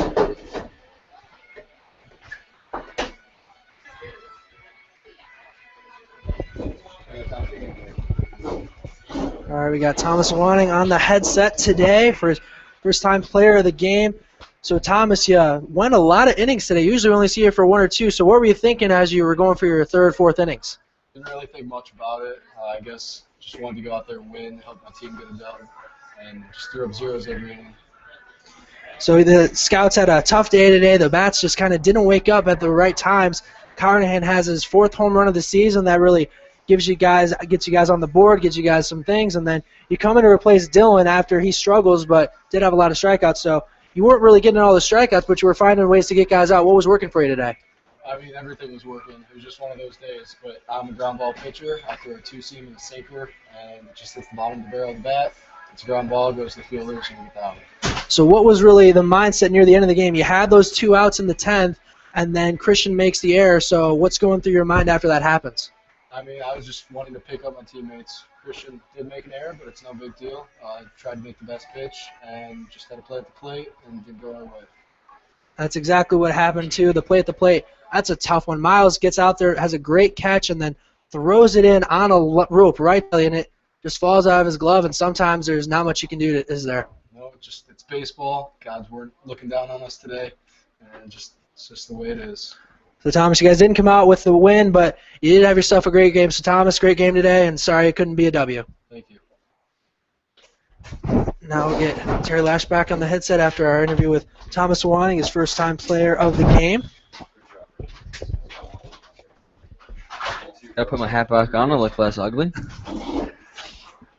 So, Terry, the Scouts fall today by a score of 3-2 to the Southern Ohio Copperheads. Yeah, it was set up. It was set up like we've seen recently. The Scouts walk it off. I think you expected it. I expected it, both in the bottom of the 9th inning and especially in the bottom of the 10th, especially after Lee Solomon got on with that single. And again, when Christian Binger's on second with 1 out. But it was just one of those that wasn't in the cards for the Scouts. It kind of reminds me of that loss 7-6 to the Hamilton Joes where they had that 3-run go-ahead homer.